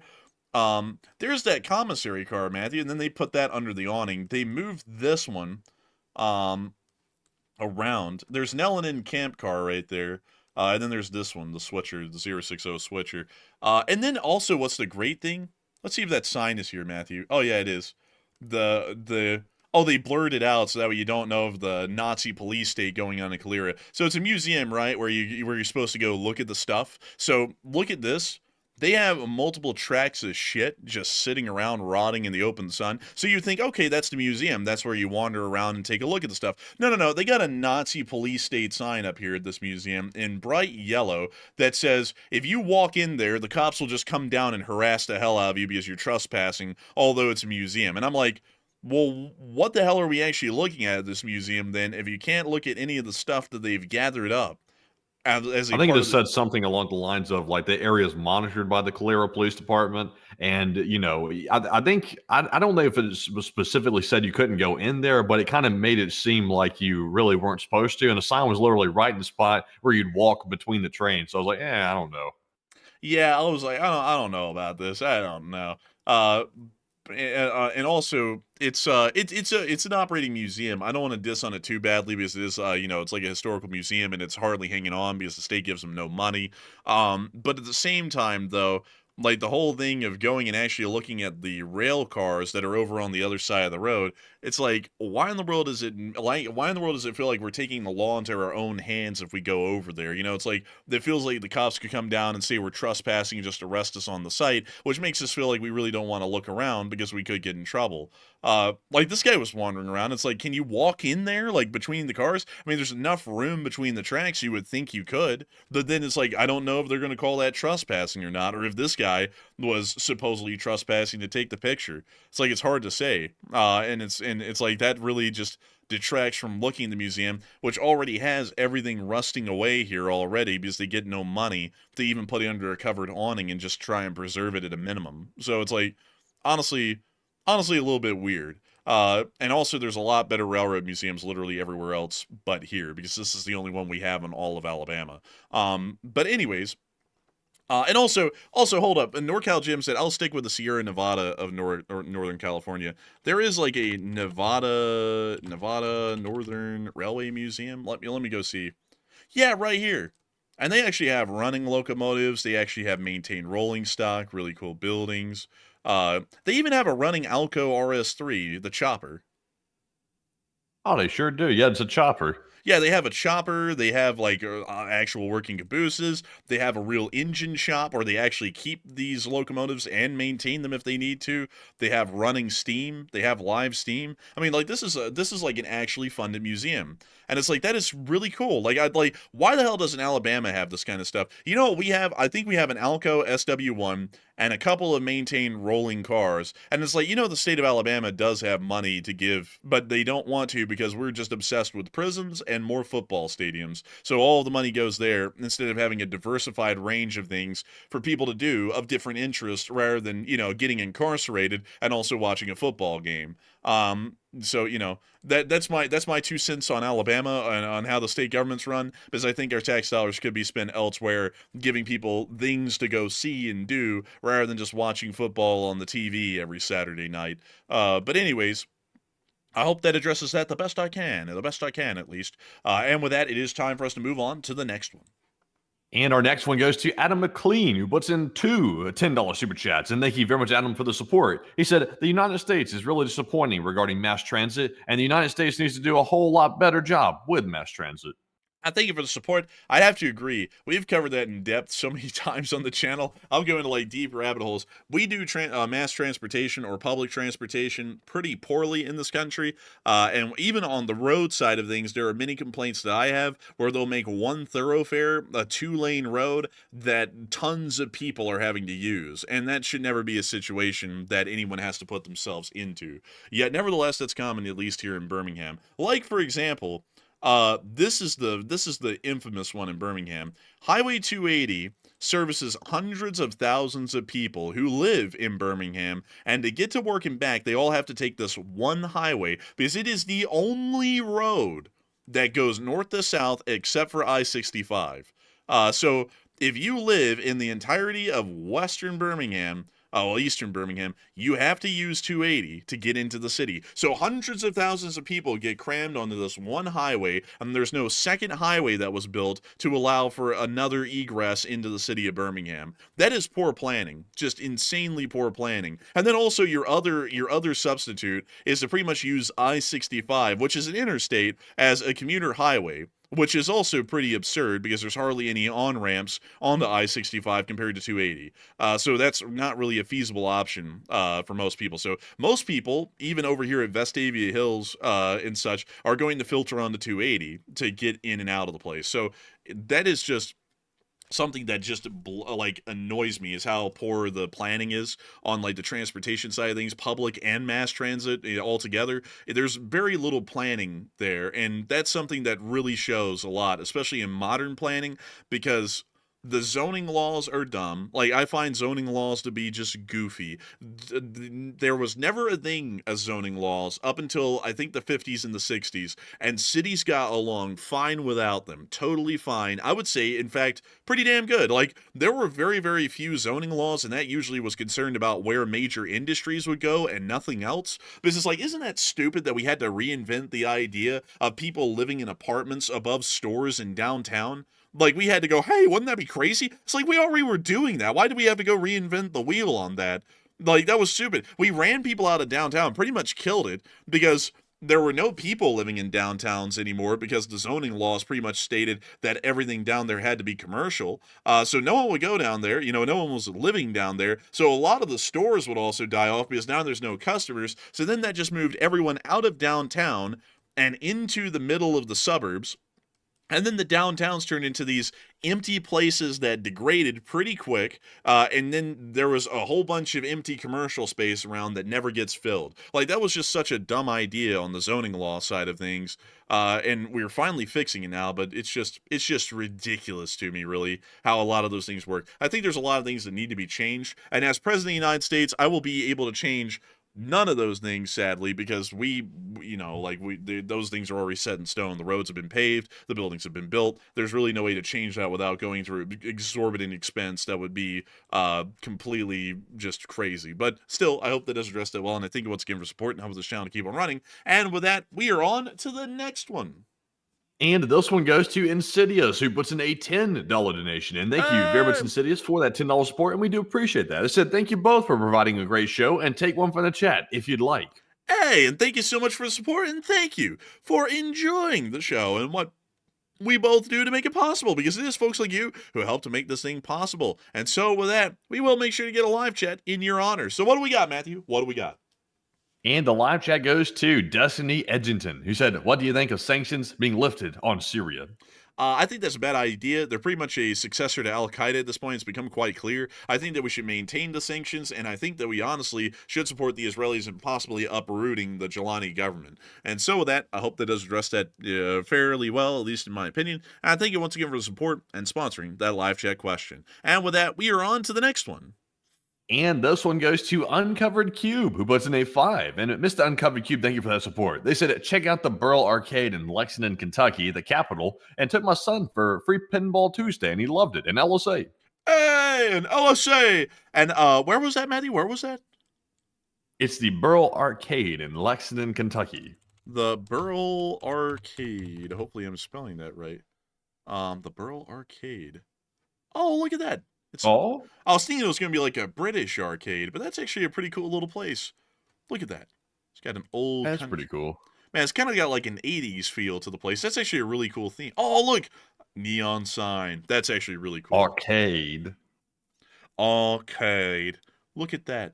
Bro, this is actually pretty neat. I would like to take a look at this place. I think it's pretty cool. And I gotta thank you for support and sharing this with us. Maybe when we're through Lexington, Kentucky someday, we'll take a little gander at it. Isn't Lexington, Kentucky served by rail? No. No, it's not. What a crazy thing to think that it would be served by a passenger rail. Who would have ever thunk? And it's not true. It doesn't exist. But anyways, with that, I hope that does address that the best I can. Thank you once again for support. And with that, we are on to the next one. And our next one goes to JMan2112, who puts in a 5. And thank you very much, JMan, for that support. They said, any update on the Nimitz carrier group? The Nimitz carrier group, or carrier strike group, is currently somewhere near the South China Sea. It never actually joined the rest of the carrier strike groups on their airstrikes against the Houthis. So right now, the Nimitz is still underway somewhere around the South China Sea. So with that, thank you once again for support. I hope that does address that well. And with that, we are on to the next one. And this one goes to Thomas D. Orazio, who puts in a 5. And Thomas says, of the 60,000 Putin volunteers, what percentage of these do you think are ethnic Russians? Probably very little of them. Probably most of them are mostly Siberians, or probably from the Caucasus mountain ranges, if I would assume. I would say maybe about 40,000 of them would be from those areas, and about 20,000 of them might be ethnic Russians, but from the poorer oblasts, not around Moscow and St. Petersburg. And so with that, I hope that does address that well, and I thank you once again for the support and helping this channel to keep on running. And we are on to the next one. And this one goes to Dupper Bob, who said, I didn't put in a 5, by the way, and thank you, Dupper, for that support. They said that freedom of navigation was the only reason for the USA to be there, and it is over. And I thank you for the support and helping this channel to keep on running, but the threat still exists. I see what you're saying, but considering that the Houthis are still there, that threat to the freedom of navigation could pop up again. And I'm pretty certain that the president initially said that we were going to destroy the Houthis and bring them to their knees. I don't think he said we're going to bomb them a little bit, aggravate them maybe, and then come up with a compromise where they'll say that we were defeated and we kind of look like we were, and then we'll just walk away. I don't think that's what he originally said, but that's what he ended up doing because he realized that winning actually takes a little bit of follow-through, which is something that a lot of people in the government these days don't really understand. But I do thank you once again for the support and helping this channel to keep on running, because if it wasn't for folks like you, we wouldn't be able to make this thing possible and keep it rolling. And so with that, we are on to the next one. And this one goes to Joey Hadsell, who puts in a 5, and thank you very much, Joey, for that support. He said, another question. Has Hungary received any consequences from the West for spying on Ukraine? Long live the LSA, and the LSA will never die. And long live the Leaf Spring Army. And they actually haven't. That just pretty much was uncovered, and everyone went, oh, that's wild, and then just ignored it. So they haven't actually faced any consequences from that whatsoever. But I think it's quite clear that Hungary, because of Orban, isn't really in a good position anymore, at least with their standing friendships with everyone else in the West. And so with that, I hope that does address that well. And with that, we are on to the next one. And thank you once again for the support. Yes, indeed. And our next one here goes to Drew, who puts in a 5. And thank you, Drew, for that $5 support. He said, to your coat chat the other day, and in Aberdeen, any liquid is juice, even water, even the river water is juice. Huh. That's interesting. I gotta thank you for the support and also telling us what it's like up there in Aberdeen. Here it is, Aberdeen. Look at that, Aberdeen. What does Aberdeen look like downtown, huh? What does it look like down there? Oh. Wow, this is really nice, actually. This is the word is old ale house. Man, look at this. Wow, that actually is nice. Dang, that is really nice, actually. Aberdeen is very, very nice. And I gotta thank you for the support. And I gotta say, that's interesting to hear that everything is called juice up there. That kind of sounds like something Italian, honestly, for some reason. I don't know. Maybe the Italians do say that. Also, what does the Aberdeen Railroad Station look like? That's the way we judge towns here on this channel. Let's see, they got advertisements there on the oh, Class 800. Really nice. All the way from LNER. Really cool. There's the station as well. Oh, look. Class 43. Still in service in 2023. That's neat. Man, that's actually a nice train station. Look at that. They got TGI Fridays. They got Pizza Hut. They've got Mac. Dude, that's kind of like an airport for trains, man, with like the food terminals in there. Unlike Brightline, man, which had like the $15 hoagie, and that was it. It was like you eat the $15 hoagie or you starve. And we had to eat the $15 hoagie. And it was actually pretty all right. It just wasn't worth $15. But anyways, with that, I hope that does address that well. Thank you once again for support and helping this channel to keep on running. And we are on to the next one. And this one goes to Drew once again. He puts in a 5 and says, also, the USA terrorist list must have lots of Pakistani groups, wild country, and tight with the Afghan Taliban. And they are actually. The Pakistan's a little wild and loose with that kind of a thing. India is as well to some degree, but largely just against Pakistan. But I do thank you for the support and help with this channel to keep on running. Because if it wasn't for folks like you, we wouldn't be able to make this thing possible. We wouldn't be able to keep it running. And so with that, thank you once again. And we're on to the next one. And the next one goes to Ed, who puts in a $5 donation. And Ed said, Irish Ed here, Irish Ed approved. Take a live chat if you have time, and LSA rules. And we will take a live chat because we always got time. And I got to thank you for the support, Irish Ed. I'd help with this channel to keep on running. So what do we got for a live chat, Matthew? What do we got? So the live chat question goes to Robert Planting, who says, it's not too obvious, but in your sense, in your opinion, do you think that Israel got hustled? Hustled by who? I think it means maybe hustled by the United States, maybe? I would say not necessarily, because the U.S. Wanted them to do one thing, they wanted to do another, and then the split occurred over that. We really didn't make the Israelis do anything that we wanted them to our benefit, and then leave them high and dry. So I would say, nah, not really, at least in my opinion. But still, I hope that is addressed that well. And thank you once again, Irish Ed, for sponsoring the live chat and helping this channel to keep on running. And with that, we are on to the next one. All right, and our next one is going to go to none other than, guess who? Well, I'll scroll all the way back down. This one goes to Plazath, who puts in a 3. And thank you very much, Plazath, for the 3. And also, big shout out to Melody Myers, who put in a 2 as well. And we do appreciate that support. And we also have a 2 from LSA Sergeant Figment, also known as Sarge. And he said, LSA, hit the like button. That's an order. Hey, thank you so much for the support, LSA Sergeant Pigment, and hitting that like button. And I hope that everyone else does hit the like button tonight, because that is an order from LSA Sergeant Pigment. And so with that, thank you so much once again. Hope that does address that well. And with that, we are on to the next one. And with that, folks, it is now time to jump into our live chat questions proper and get some live chat questions. But first, we do have our Morse code decoders. And tonight, we had Cliff Simonson, Mark Hodges, Earl Renew, Kevin J., Paul Schultz, Dave Millsaps, Her Royal Fluffiness, Arabelle Garbo, Joni Dog, and Norm Pritchett. They said, the Morse code for today reads, they always say that miracles happen, and I guess sanctions lifted on Syria counts. I don't know. LLT, LSA. And that's the sound of money. And there was a little bit of inflection there. I always forget that Morse codes don't have inflections put into them that well. And it was supposed to be something along the lines of, well, Syria got sanctions lifted against them, so I guess that's a miracle, maybe? I don't really know. But long live the Spring Army. That was supposed to be like the way it was read off. And I forgot to give you that instruction, Matthew, later on the stream. And you probably wouldn't have remembered it anyways, because that would have been a whole 3.5 hours ago. But nevertheless, yes.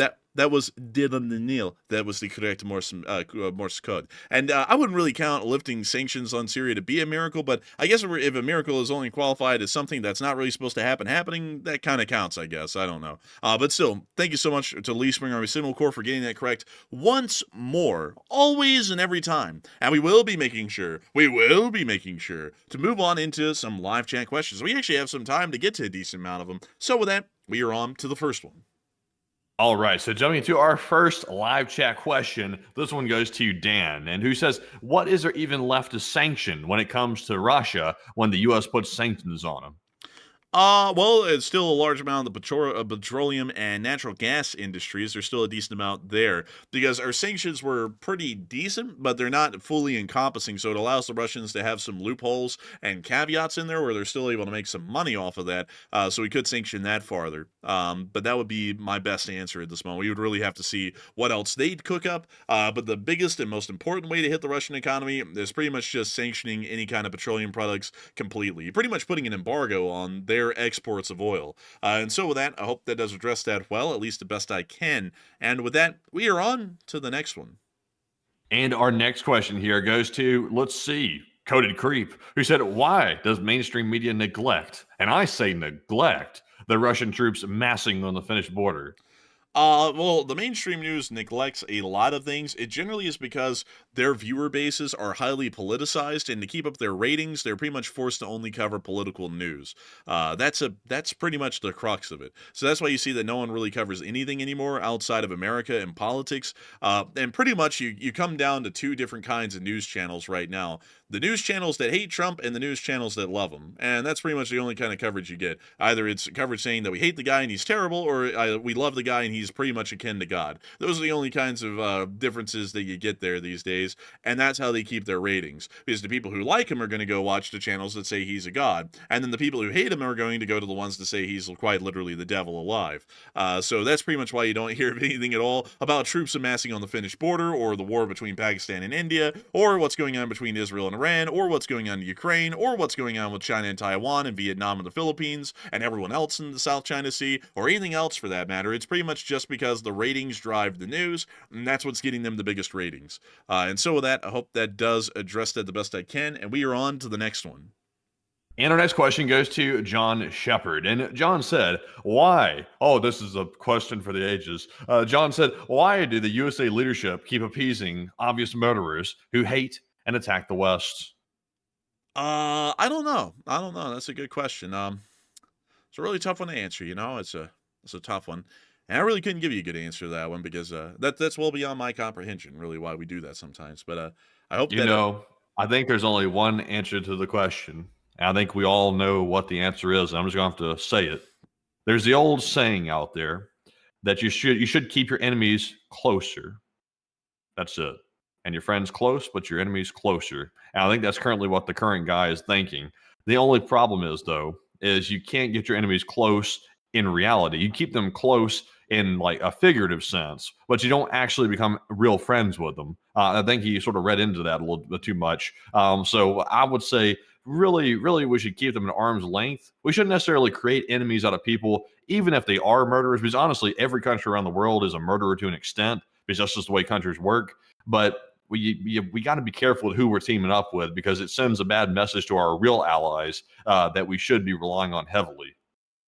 And I'd say that's a pretty good answer to that, at least at this point. But beyond that, I really couldn't give you a good logical answer behind it because it doesn't really fall within the purview of U.S. and U.S. strategic interests. So with that, I hope that does address that somewhat well. And with that, we are on to the next one. And our next one goes to Mancub, who said, doesn't Pakistan actually have more resources invested in AWACS platforms, and could have that made the difference? I believe they may. I don't know a lot about that off the top of my head, but I believe they might actually have a more fleshed out Air Force, at least in its complement of abilities. So that actually may have also benefited them a good bit as well. And so with that, I hope that does address that the best I can. And with that, we are on to the third to last question of the night.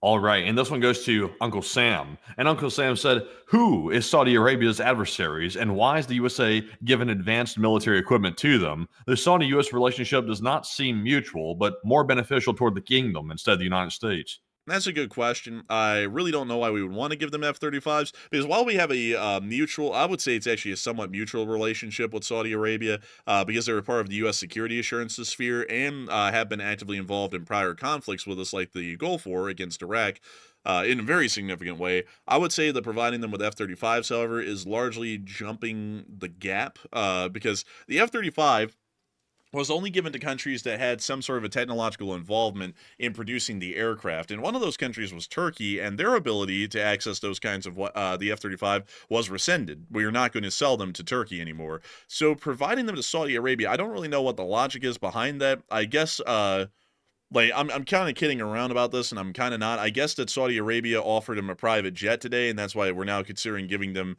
F-35s, because I really would have no other good reason as to why there's a sudden change at the moment. And I also don't know why the president is currently traveling around and offering F-35s to everyone like we don't have customers for the F-35. We already have thousands of purchase orders from Western aligned countries without a doubt at this point.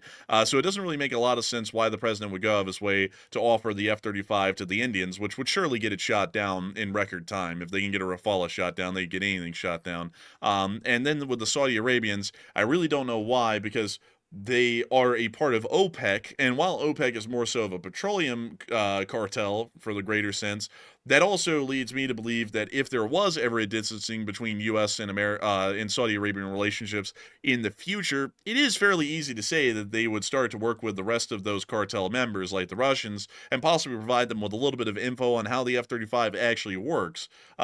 So, I don't really know why we would want to offer them an F-35 or India, and I don't really think that would be inherently within American interest to do so. But with that, I hope that addresses that the best I can, and we are on to the second to last question of the night. All right, so this one goes to none other than Knox Day. And Knox said, with Russia dealing with massive losses between manpower and financial troubles, how likely or when can we see the conflict of Russia versus NATO? LSA, baby. And LSA, baby! And I would say if we ever saw a conflict between Russia and NATO, it still might be a year away from now at this point, or a little bit sooner. But if the Russian economy starts to go absolutely tanking, it will most likely provoke them into trying to start a larger conflict to see that there will be a status quo antebellum resolution reached, so that way their country doesn't cease to exist because of an implosion. And so with that, I hope that does address that the best I can, at least in my opinion. And with that, we are on to the final question of the night. And so, who was the lucky last person to throw in the lucky last question of the night? And that viewer is Joe Garrow. Joe asked a very good question. He said, if Russia's economy is propped up solely by military spending right now at this very point, then in the event they actually surrendered, how could the rest of the world help their economy transition? Honestly, here's my thing, Joe. My thing is this. The United States and the West is enemies with Russia.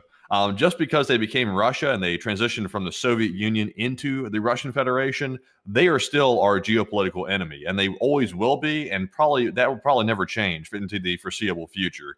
For whatever reason, Russia is very, very much against the United States for whatever purpose. They've always been against it. The Soviets were against us. Everybody's been against us, except when it served their interest and Germany was whooping everybody's ass. Then it was time to team up with them. But other than that, they are still the enemy. So I would say, generally speaking, the current desire, in my opinion, is we need to get Putin ousted. So the Russian economy has to suffer for that to happen, because for the Russian people to really be brought to a situation where they want to depose Putin and get rid of him, they need to feel, to a certain extent, pressure to do that. And economic pressure is usually the best way to get that done. And that would make the people want to rise up against Putin, or at least put pressure on the top leadership, which is near Putin, who has a reach to his inner circle, to be able to maybe possibly move him out of the way very, very quickly. So I would say we really don't want to prop the Russian economy up. We want that pain to come in now, or at least in my opinion, to get Putin out of there. But Enforcer, what say you? I would have to say that, in my opinion, I believe that I would have to agree with Matthew. We're trying to oust Putin and really pretty much shake up the entire Russian government. So we don't really want to see that there is a peaceful, gradual economic transition. Because once again, if Putin's still in charge and we peacefully and gradually transition their economy to where there isn't a major, pretty much implosion, Putin is still going to remain in power, and he could use that new economic rekindling to once again rebuild the Russian military and then try and start another war in Ukraine in the future. So I honestly think it would be well within our abilities to pretty much just leave the Russians on their own. In short, my answer would be that's on them to figure out, not us. They got themselves in the war and got themselves into that situation. They'll have to figure out how to get out of it on their own. And if they can't, then there will most likely be an economic implosion, and the government will have to naturally change as a result of that. And if they do find their way out, well, that's great. But in the meantime, we need to make sure that the entirety of Eastern Europe and Ukraine is ready to go up against that Russia whenever they actually are able to rearm themselves and they're ready for round two. That would be largely my answer, but I'd have to agree with Matthew on pretty much the fine details. We really want to put the Russians at a disadvantage because they are still a geopolitical adversary, and not only that, enemy of the United States and the West as a collective. But with that, I hope that does address that the best I can. And we've reached the end of tonight's stream. I'm going to thank you all so much once again for watching. We actually had 9.5 thousand people here at the peak, and 65,000 people have watched the stream before it ended. We're entirely honored and appreciative to know that so many of y'all have been here tonight and continue to choose this channel to be your primary source of news. Of course, we will see you all tomorrow at 10 p.m. Eastern Time to cover the next 24 hours of news from around the world. And of course, we'll see you all then. And so with that, good night, good luck, take care, stay safe, Slava Ukraini, and Slava, long live the Lee Spring Army. Oops, almost did it wrong there. And the Lee Spring Army will never die. And thank you all once again for joining us yet again tonight. And also, be sure to tune in tomorrow midday for the short war video, and also at 10 p.m. Eastern once again tomorrow night to see the next stream at 10 p.m. Eastern. And of course, thank you all for joining us once again tonight. And Slava Ukraine, Heroam Slava, get some rest, and good night.